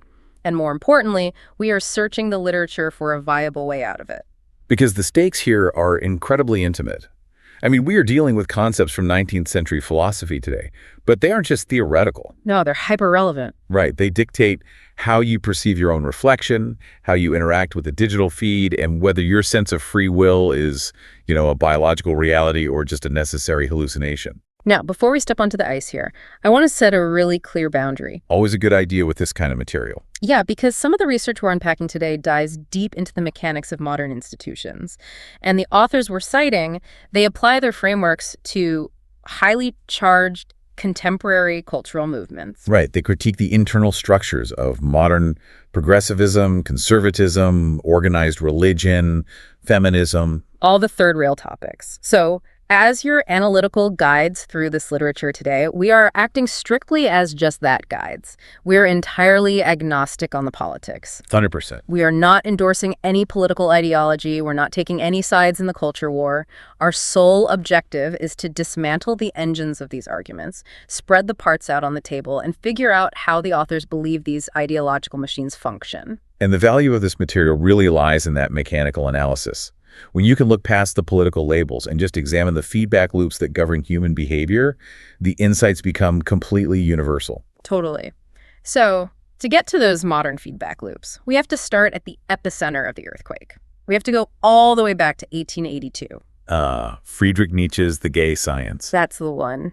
And a phrase that has been relentlessly distorted for over a century, the famous, quote, "God is dead." Okay, let's unpack this, because usually people read that as a victory lap, right? Yeah, a lot of people frame it as this triumphant rationalist celebration of science defeating superstition. Like, yay, we figured it out. We don't need myths anymore. Right, but if you actually look at the text, the character delivering the news, the madman in the marketplace, he is terrified. Oh, he's panicking. Completely. He is holding a lantern in the morning light, crying out that we have unchained the earth from its sun. Nietzsche is not celebrating here. He is diagnosing a catastrophic terminal illness in the European psyche. The onset of absolute cultural nihilism. Exactly. He recognized that the religious framework wasn't just, a set of Sunday rituals. It was the load-bearing foundation of the entire Western worldview. And John Stewart's breakdown in the Cambridge History of Nihilism in the 19th century models this beautifully. Stewart points out that the death of God forced humanity to surrender 3 specific cosmological values. Right, 3 massive pillars. Let's hit the first one. The first casualty was the concept of purpose. Yeah. So for thousands of years, the operating system of human consciousness assumed a narrative arc. Like a story we were all participating in. Exactly. There was a divine plan, a teleology. The universe was heading toward a moral conclusion, whether that was a judgment day, salvation, or some spiritual culmination. And when that goes away? When that framework dissolves, the universe ceases to be a story. It just reverts to a blind, mechanical process. There is no inherent goal to human existence from a cosmic perspective. We are literally just biological matter unfolding in time. God, the psychological weight of that alone is staggering. Just realizing you aren't part of a grand narrative. That's heavy. But then the second pillar falls, which is unity. Unity was the belief in a coherent, intelligently designed hierarchy. It was the comfort of knowing that everything, from the angels down to the dirt, had a specific, ordained place. A grand chain of being. Right, and removing that shatters the whole thing. The universe is no longer an interconnected organism designed with intent. Yeah. It's just a chaotic, indifferent expanse of competing energies. So you lose your special status. Yeah, you go from being a favored creation to just an evolutionary accident. Wow. Okay, but the third lost value is the one that really, I think, destabilizes the ground we walk on, because Stewart notes that we lost the concept of truth itself. And this is where Nietzsche pushes way past standard atheism. He really does. If there is no divine architect, there is no God's eye view of reality. There's no objective transcendent standard against which we can measure human knowledge. Nietzsche takes a sledgehammer to the very foundations of epistemology here. I mean, he argues that even the most sacred tools of rational thought, like the law of contradiction, the idea that a statement cannot be both true and false simultaneously. Right, the basis of all logic. Yeah, he says those aren't universal laws of the cosmos. He calls them metaphysical prejudices. Okay, wait, I need to push back on the mechanics of that because it sounds like a fast track to absolute relativism. Sure, it can sound that way. Like, if I drop an apple, it falls. The law of gravity isn't a prejudice, it's a measurable reality. If we say the law of contradiction is just a human invention, how do we explain the fact that applied science actually works? That's the classic counter-argument. Right, like aerodynamics isn't a metaphor. We build airplanes using these laws, and they fly. If you pull the concept of objective truth out, like pulling the bottom block out of a Jenga tower, aren't you just removing north from the compass? Doesn't the whole thing collapse? Well, the compass metaphor is actually the perfect way to understand Nietzsche's instrumentalism. Okay, how so? Removing north doesn't mean the terrain disappears, and it doesn't mean you can't walk. It means north is a concept we invented to help us navigate the terrain. Oh, interesting. Nietzsche isn't claiming that physical reality is an illusion or that gravity doesn't exist. He is saying that our conceptual models of reality are human artifacts. In Beyond Good and Evil, he defines truth as a mobile army of metaphors, metonyms, and anthropomorphisms. A mobile army of metaphors. Yeah. We developed logic and the law of contradiction, not because they map perfectly onto some divine absolute reality, but because they possessed immense survival value. They kept us alive. Exactly. The tribes of early hominids who categorized the world rigidly like, this is a tiger, that is a tree, a thing cannot be both tiger and tree, they survived. And the ones who were like, man, maybe the tiger is also a tree, they got eaten. Precisely. They died out. So our concept of truth is an evolutionary tool. It's a biological mechanism for organizing chaos so we don't get eaten. It is incredibly useful for building airplanes, but its utility does not make it a transcendent divine absolute. I see. So the compass is a brilliant invention that keeps us alive, but the magnetic poles are just a physical phenomenon, not some moral directive from the universe. Man, when you realize the compass is just a tool and there is no ultimate destination to navigate toward anyway, you really just arrive at the void. You are standing in a universe with no purpose, no structural unity, and no objective truth to anchor your identity. And human neurochemistry is fundamentally not designed to stare into a meaningless void, No, it induces massive psychological panic. which forces a behavioral adaptation. When the void opens up, the immediate human reflex is to find an anesthetic. Yeah. We have to manufacture a synthetic anchor to replace the cosmological values we lost. We need a scoreboard to prove we exist. Right, and to prove that our existence has some kind of metric for success. And boy, did we build one. We built the most efficient, hyper-calibrated scoreboard in human history, and we put it right in our pocket. The smartphone. Yes. Wow. Which leads us directly into Aurélien Doughty's research from Malmo University. He analyzes a massive, ubiquitous subculture on social media, which is fitspiration. Fitness plus inspiration. Right. And wait, let me play devil's advocate for a second. Fitness requires immense discipline. You're lifting heavy weights, eating right. Isn't that a highly driven, positive thing to be inspired by? Doughty's paper is vital because it separates the physical act from the digital performance. At first glance, yeah, fitness appears to be the ultimate antidote to nihilism. Enduring physical pain, adhering to a strict diet, these require delayed gratification and immense self-mastery. Right. If you are waking up at 5 a.m. to run sprints, you are objectively imposing order on the chaos of your own body. Yeah. You are asserting agency. But Doughty argues that the culture of fitspiration, so the endless streams of curated bodies on platforms like Instagram, that hijacks the aesthetics of that discipline and subordinates them to an entirely different psychological drive. He calls it social media hedonism, right? Yes, the physical discipline is just the costume. The actual mechanism at play is the pursuit of cheap, immediate pleasure. And he breaks this mechanism down into two interactive loops, the voyeuristic and the exhibitionistic. Okay, let's map the voyeuristic loop first, because that affects anyone who scrolls, not just the people posting the gym selfies. Sure. When you open a fitspiration feed, you are presented with a hyperdense concentration of conventionally attractive, lightly clothed bodies. From an evolutionary perspective, our brains are just ancient hardware trying to process a completely alien environment. The neurochemical mismatch is profound here. Our mammalian brains evolved in environments of absolute scarcity. Novelty, whether that was a new food source, a new potential mate, or just new information, was heavily rewarded by the dopamine system. And dopamine isn't just pleasure, is it? No, that's a misconception. Dopamine is the molecule of anticipation and motivation. When you flick your thumb and the screen generates a new, highly stimulating image, your brain registers a prediction error. A prediction error? Yeah, it didn't know what was coming, and what arrived was visually rewarding. So the brain releases a microdose of dopamine, enforcing the behavior. Wow, so it creates a closed neurochemical loop. You aren't scrolling to learn new exercise techniques. You are literally just manually pressing a button to administer a mild endogenous opioid response to yourself. Exactly. And the tragedy of the voyeuristic element is the absolute passivity it enforces.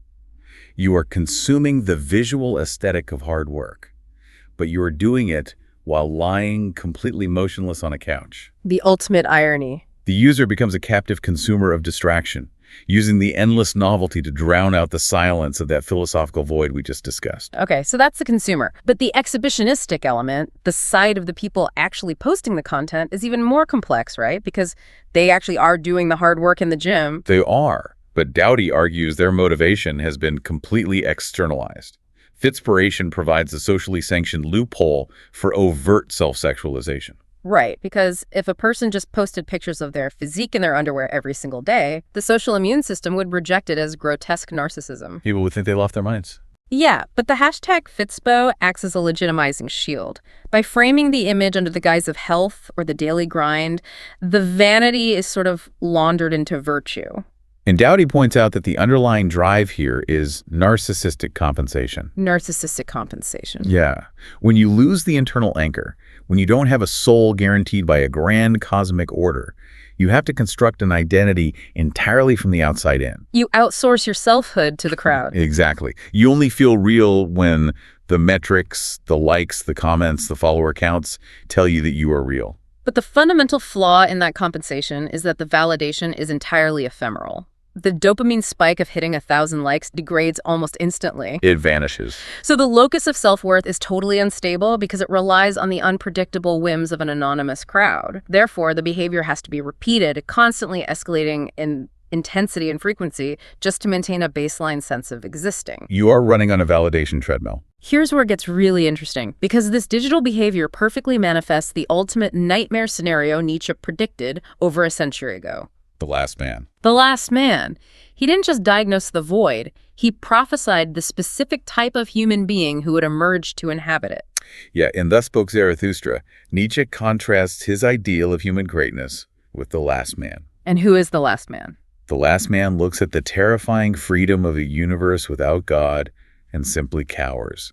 They have no desire to create, to risk, or to endure suffering for the sake of any higher goal. They just want to be comfortable. That's their singular ambition, a frictionless existence. They want warmth, safety, and a steady stream of minor, easily digestible pleasures. They want to be entertained to death. It's chilling. When Nietzsche describes the last man blinking at greatness, he is perfectly describing the modern scroller. He really is. And Doughty's synthesis is devastating here.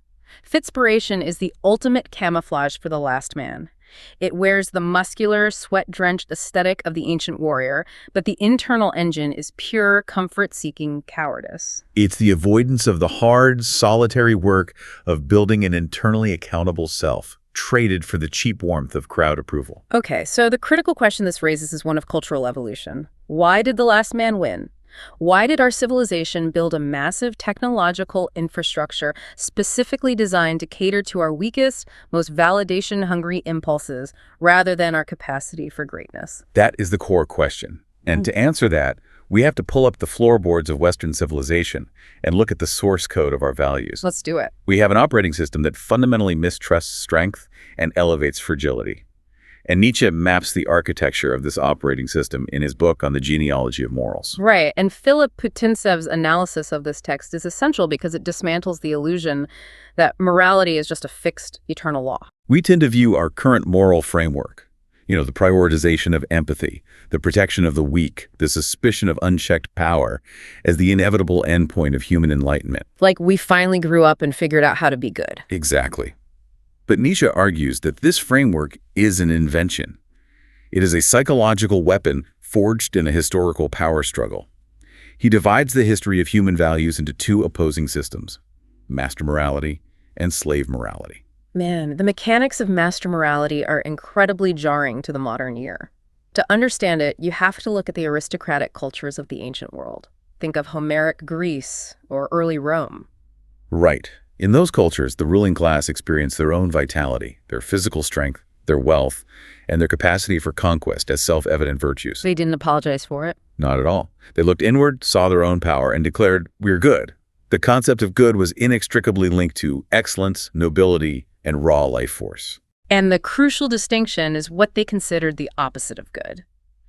The ancient aristocrat didn't look at a sickly peasant and think, oh, that person is evil. No, they thought that person is bad. But bad purely meant weak, common, or unexceptional.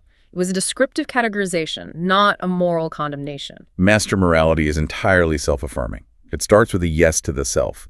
It doesn't require an enemy to define its own worth. Right. So the historical pivot happens when we examine the psychology of the conquered class. The slaves, the impoverished, the physically weak. They are subjected to the rule of the masters. And they possess natural human drives for power and self-assertion, but they lack the physical means to act on them.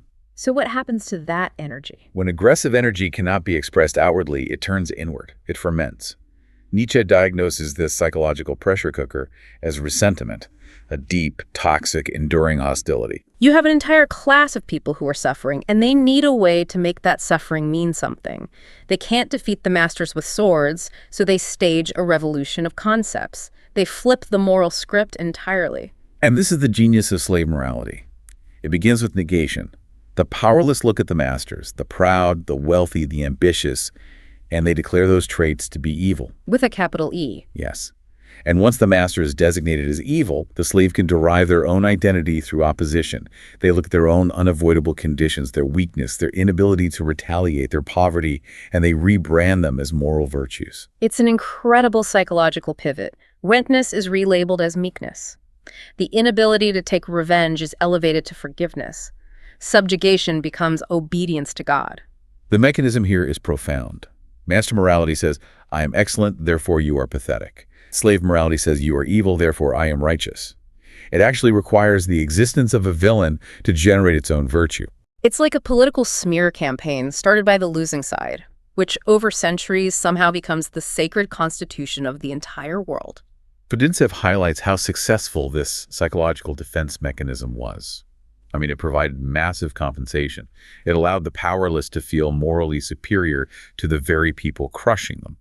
Historically, Nietzsche argued that early Christianity was the ultimate vehicle for this slave revolt in morality. Because it took the Roman aristocratic values of pride and power and completely inverted them. It sanctified the poor in spirit and the meek. And the most potent feature of slave morality is its universalism. Oh, this is key. Explain this. So the ancient Greek aristocrat didn't care if the peasants shared his values, right? His values were exclusive to his rank. But slave morality insists that its rules apply to everyone. It's contagious. It is an aggressively leveling force. It demands that the strong feel guilty for their strength, that ambition be heavily policed, and that all human action be judged by how it impacts the weakest member of society. So when you install slave morality as the dominant operating system for a few thousand years, the emergence of the last man is basically mathematically inevitable. Yep. If a culture views hierarchy as an inherent injustice, treats all exertion of power with suspicion, and elevates victimhood to the highest moral status, it will naturally produce citizens whose primary goal is to avoid causing offense and to seek insulated comfort. Which brings this historical analysis crashing directly into the present day. Because that moral operating system didn't just win the ancient world, it is the architectural blueprint for the institutions we rely on right now. Which perfectly sets up Landon Fossum's highly provocative essay on what he calls recursive reality. Yeah, Fossum takes Nietzsche's concepts of master and slave morality and applies them to the mechanical behavior of complex systems.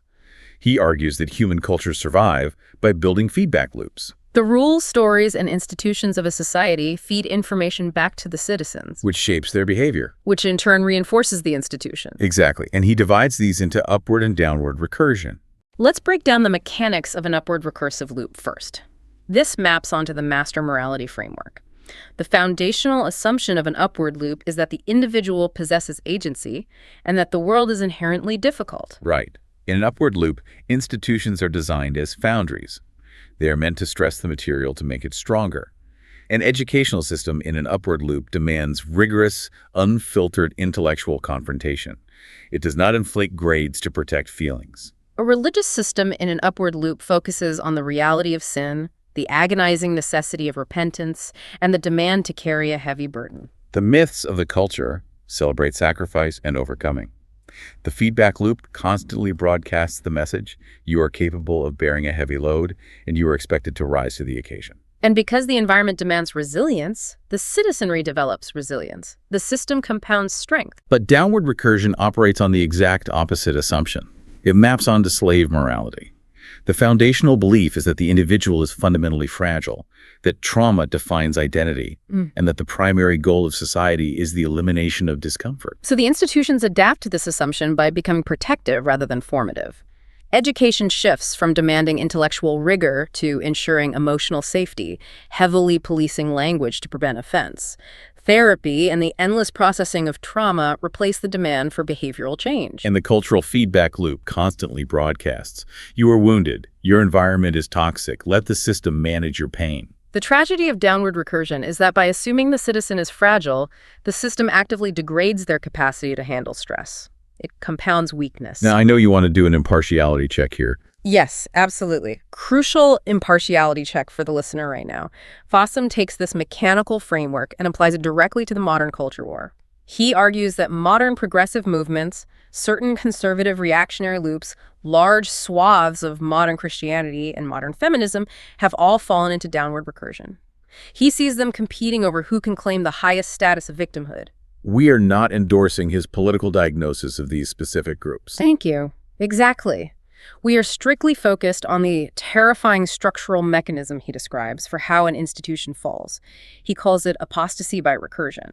Apostasy by recursion is probably one of the most vital concepts in this entire deep dive. Fossum argues that you do not need to conquer an institution from the outside to destroy it. You simply have to hack its internal feedback loop. He uses the metaphor of a cathedral, and the mechanics of this are just chilling. Imagine a massive, ancient cathedral. It was built during an era of upward recursion. Its original purpose was to demand awe, to make the individual feel small before the divine, and to demand rigorous moral discipline. All right. Now, over generations, the downward recursive virus infects the leadership. They don't tear the building down. They don't smash the stained glass or change the handles. The aesthetic shell remains completely intact. But the internal engine changes. The internal engine, the sermons, the pastoral care, the interpretation of the texts, slowly swaps out the demand for repentance with the language of therapeutic affirmation. Wow.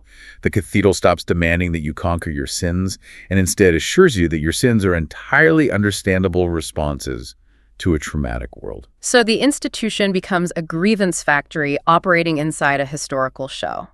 The people sitting in the pews believe they are participating in an ancient tradition of strength, but the software has been secretly updated to produce docility. The system uses the authority of the past to enforce the fragility of the present. It's brilliant and terrifying. Now, Fossum does offer an escape hatch from this downward spiral, a concept he calls sacred realism. Yeah, he acknowledges that we cannot simply revert to ancient master morality, because unconstrained master morality inevitably devolves into the literal enslavement and brutalization of others. Right, we can't just go back to conquering people. So sacred realism demands the agency and self-overcoming of the master, but binds it to reverence. It demands absolute mastery over the self, but strictly forbids the domination of the neighbor. You refuse the identity of the victim, you take total ownership of your history, but you utilize your strength to serve a higher sacred order rather than your own ego. It's a third way. And it sounds like the perfect functional upgrade. You reject the digital hedonism of the last man, you step out of the downward recursive loop of victimhood, and you utilize your own free will to forge an upward spiraling life. It is an incredibly empowering roadmap. Yes, but it relies entirely on one central premise. Uh-oh. The assumption that you actually possess the free will required to make that choice. And this is where the floor collapses underneath us for the second time today. We turn to Paul O'Mahony's article in Philosophy Now. O'Mahony argues that the cultural nihilism Nietzsche diagnosed was just the opening act. The true, catastrophic crisis of meaning will arrive when science finally, undeniably refutes the existence of human free will. It is worth noting that Nietzsche himself viewed free will as a theological fiction. He saw humans as incredibly complex biological machines, driven by deep, unconscious physiological drives. Right. And O'Mahony updates this 19th century intuition with modern scientific data. He outlines 3 specific prongs of determinism that are systematically dismantling the concept of human agency. Let's examine the mechanics of the first prong, genetic and environmental determinism. O'Mahony points to the Dunedin study here. Yeah, the New Zealand study. Yeah, it's a massive multi-decade longitudinal research project. Researchers tracked over 1,000 individuals from birth into adulthood, measuring countless physical and psychological metrics. And the findings regarding impulse control are devastating to the concept of the self-made individual. The study demonstrated that a child's level of impulse control at age 3 is a highly accurate predictor of their adult life. It predicts their financial stability, their physical health, and even their likelihood of criminal conviction. The deterministic logic here is airtight. You did not select your genetic code. You did not choose the socioeconomic environment you were born into, the nutrition you received, or the stress levels your developing brain was exposed to. None of it. If your genetics and early environment dictate your impulse control, and your impulse control dictates the trajectory of your life, where exactly does free choice enter the equation? It doesn't. You are sitting at a poker table, convinced you are a master strategist, but the game is entirely dictated by the cards you were dealt before you even knew how to play. And that is just the macro level.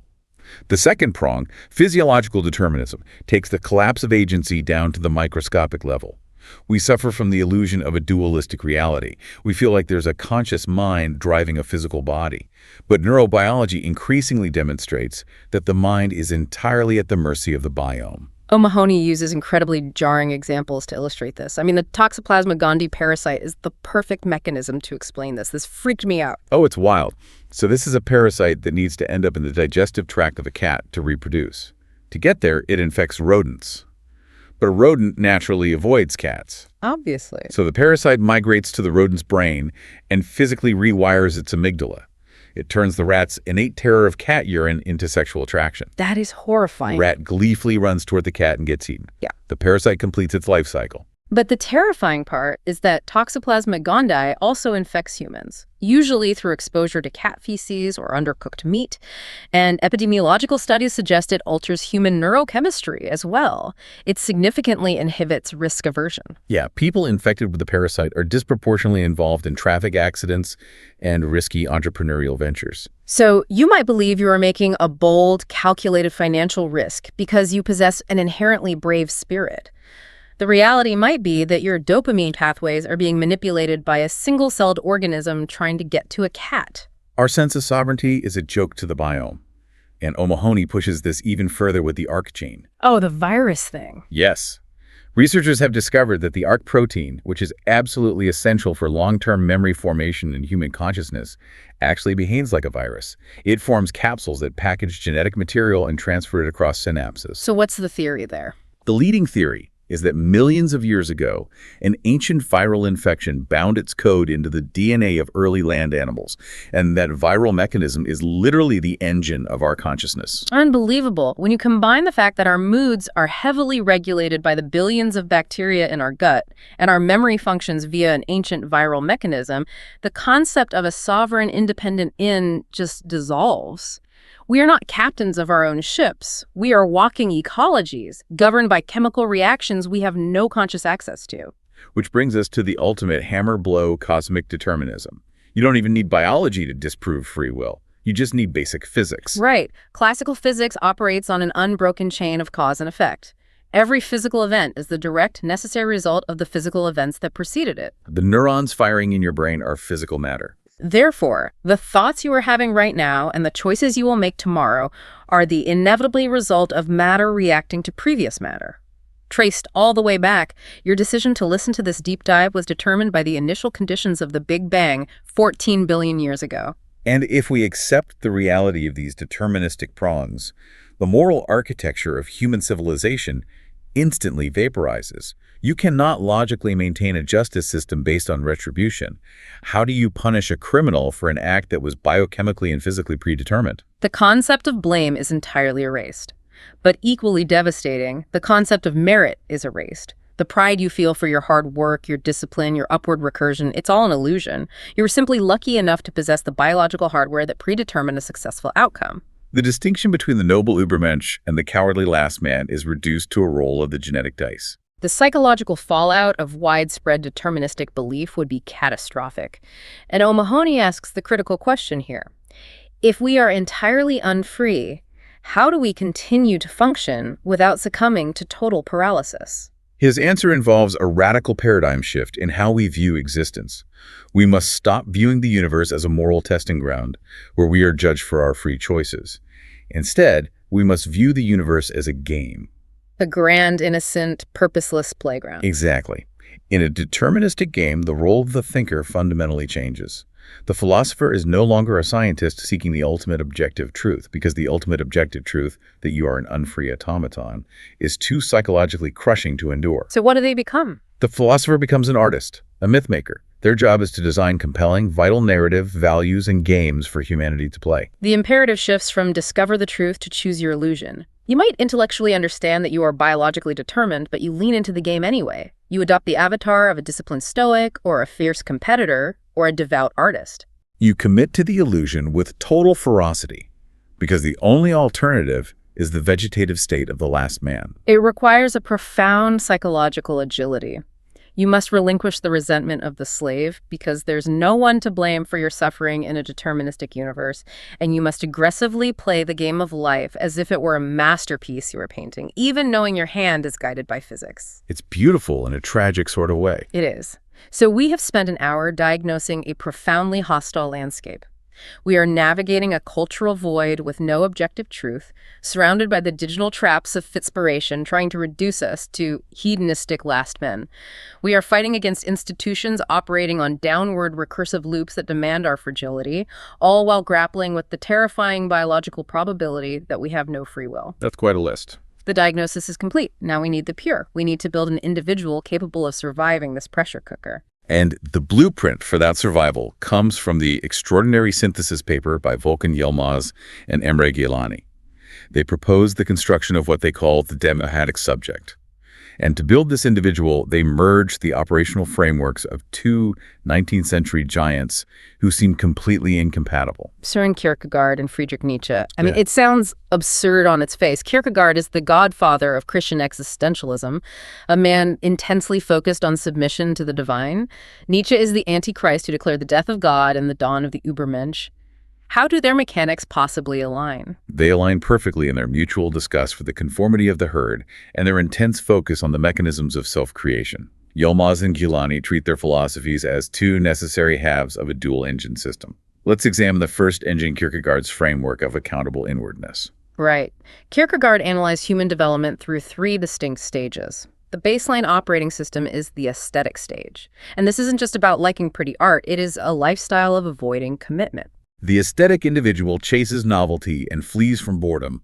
They live entirely in the realm of potential, refusing to make binding choices because choices limit future options. Which maps perfectly onto Doughty's analysis of Fitspiration and the endless scroll. The scroller is terrified of actualizing their life through hard commitments, so they gorge on the visual potential of others. Exactly. To escape this, Kierkegaard says you must move to the ethical stage.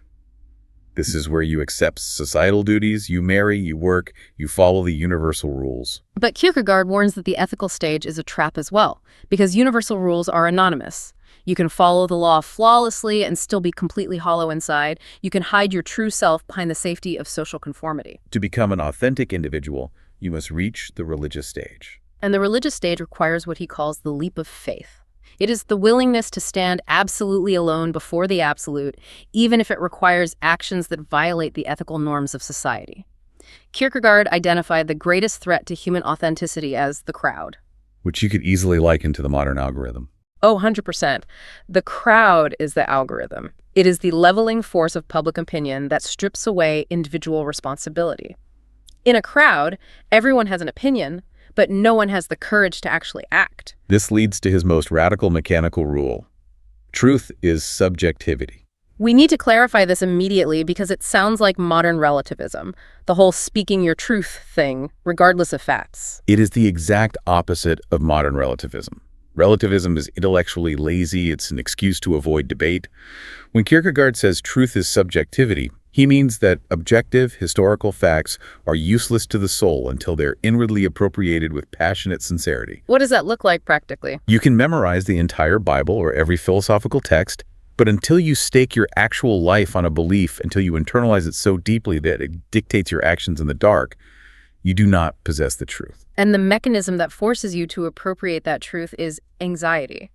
Kierkegaard defines anxiety not as a clinical panic attack, but as the dizziness of freedom. The dizziness of freedom, I love that. When you pull away from the crowd and you look down into the infinite abyss of your own potential choices, it is terrifying. You realize that you are solely responsible for what you become. You cannot blame the algorithm, you cannot blame downward recursion, you cannot blame your biology. The heavy, crushing weight of that responsibility is accountable inwardness. It anchors you. That is the stabilizing engine. But heavy inwardness can lead to paralysis or rigid, dogmatic isolation, which is why Yilmaz and Gilani argue we must ignite the second engine, Nietzsche's creative autonomy. If Kierkegaard provides the anchor, Nietzsche provides the rocket fuel. Nietzsche's counter-mechanism to nihilism is Selbstüberwindung, the unending process of self-overcoming. Nietzsche demands that we take the raw, chaotic material of our biological drives, our suffering, and our traumas, and we actively sculpt them. You do not surrender to downward recursion. You practice amor fati, the love of fate. Loving your fate. Yes. You look at the horrific deterministic game of the universe and you embrace it entirely. You say yes to the suffering because the suffering is the chisel you use to carve your own values. And the ultimate expression of this process is the Übermensch, though we have to strip away the historical vandalism of this term. The Nazis mutated the Übermensch into a biological, racial conqueror. But structurally, Nietzsche's concept is aesthetic and psychological. Exactly. The Übermensch is not a biological conqueror. It's an idealized symbol of integrated health and overflowing vitality. It is an individual who has so thoroughly mastered their internal chaos that they no longer need the crutch of objective truth or the validation of the crowd. They affirm life without any metaphysical guarantees. Right. They create their own meaning through sheer creative force, and they do it with a sense of playfulness and generosity. So what does this all mean when you put it together? When you fuse these two engines together, the mechanics of the democratic subject emerge. If you only have Nietzsche's creative autonomy, you risk becoming an arbitrary, elitist tyrant, unbound by any moral tether. But Kierkegaard's demand for absolute, sincere inwardness and accountability before the highest authority acts as a governor on that engine. It keeps the individual honest. Conversely, if you only have Kierkegaard's inwardness, you risk withdrawing into a paralyzed, anxious Puritanism. Nietzsche's vital, life-affirming energy forces the individual to step back out into the world, to challenge stagnant norms, and to joyfully impose their newly created values onto the game of life. This synthesis of accountable inwardness and creative vitality produces a specific, hardened behavioral trait. The authors call it public courage. Public courage is the mechanical antidote to the last man. It is the readiness to forge a deep inward conviction, completely independent of the algorithmic crowd, and the vitality to expose that conviction to the risks of the public sphere. It is the ability to walk into the downward recursive institutions of the modern world and confidently assert an upward trajectory. We have covered massive ground today. We really have. We mapped a vast, terrifying, and ultimately exhilarating landscape. We started at the bedrock, examining the death of God and the collapse of the cosmological values of purpose, unity, and Jenga Tower truth. We saw how the terror of that philosophical void birthed the digital anesthetic of Fitspiration. That voyeuristic and exhibitionistic trap designed to chemically sedate us into becoming Nietzsche's last man. Exactly. We traced the invisible architecture of our culture, examining how the psychological resentment of slave morality inverted the ancient reverence for strength. We mapped how that inverted morality built downward recursive loops that actively farm our fragility, capturing our institutions from the inside out. We stared directly into the abyss of determinism, confronting the crushing possibility that our gut biomes, ancient viruses, and the unbroken chain of physics have reduced our free will to a necessary illusion, forcing us to view existence as a high-stakes, purposeless game. But finally, we found the schematic for the only machine capable of surviving that game, the democratic subject. The fusion of Kierkegaard's dizzying, accountable inwardness with Nietzsche's joyful, self-overcoming vitality, resulting in the unshakable public courage required to forge your own path. The theoretical mapping is done, but the application falls entirely on you, the listener. The algorithmic feeds, the biological drives, the recursive institutions, they are all automated. They require zero effort to pull you downward. Individuality in the modern era is not a biological default setting. It is a grueling, daily, moral, and creative rebellion. It requires you to actively resist the gravity of the last man. And I want to leave you with one final provocative thought experiment based on the mechanics we've uncovered today. Something to mull over. We know from the Fitspiration data that algorithms have already mapped the basic dopamine pathways of the mammalian brain. We know from the deterministic research that human consciousness is heavily dictated by physiological and genetic inputs. We are advised to survive this deterministic reality by adopting compelling illusions and playing the game. Where are you going with this? Well, what happens to human agency when artificial intelligence fully enters the chat and closes that loop? As AI systems gain the ability to comprehensively map your specific biological determinism, your unique genetic risk factors, your microbial chemistry, the exact psychological pressure points forged in your childhood, it will possess the capability to generate bespoke reality. Oh, wow. It wouldn't just be serving you ads. No. It would be dynamically generating the exact personalized illusion your specific neurochemistry requires to keep you passive, an anesthetic so precisely calibrated to your biology that the very desire to escape it would be engineered out of your brain before you even formed the thought. The ultimate, inescapable downward recursive loop, a customized digital womb. Exactly. In a future where the machine can perfectly satisfy every criteria of the last man, the sheer irrational refusal of that comfort, the agonizing choice to embrace the dizziness of freedom and the suffering of the Übermensch, might be the only rebellion you have left. We've loved tearing down the engines of reality with you today. Keep questioning the algorithms, keep dissecting the sources, and most importantly, keep doing the heavy lifting of building yourself. Until next time.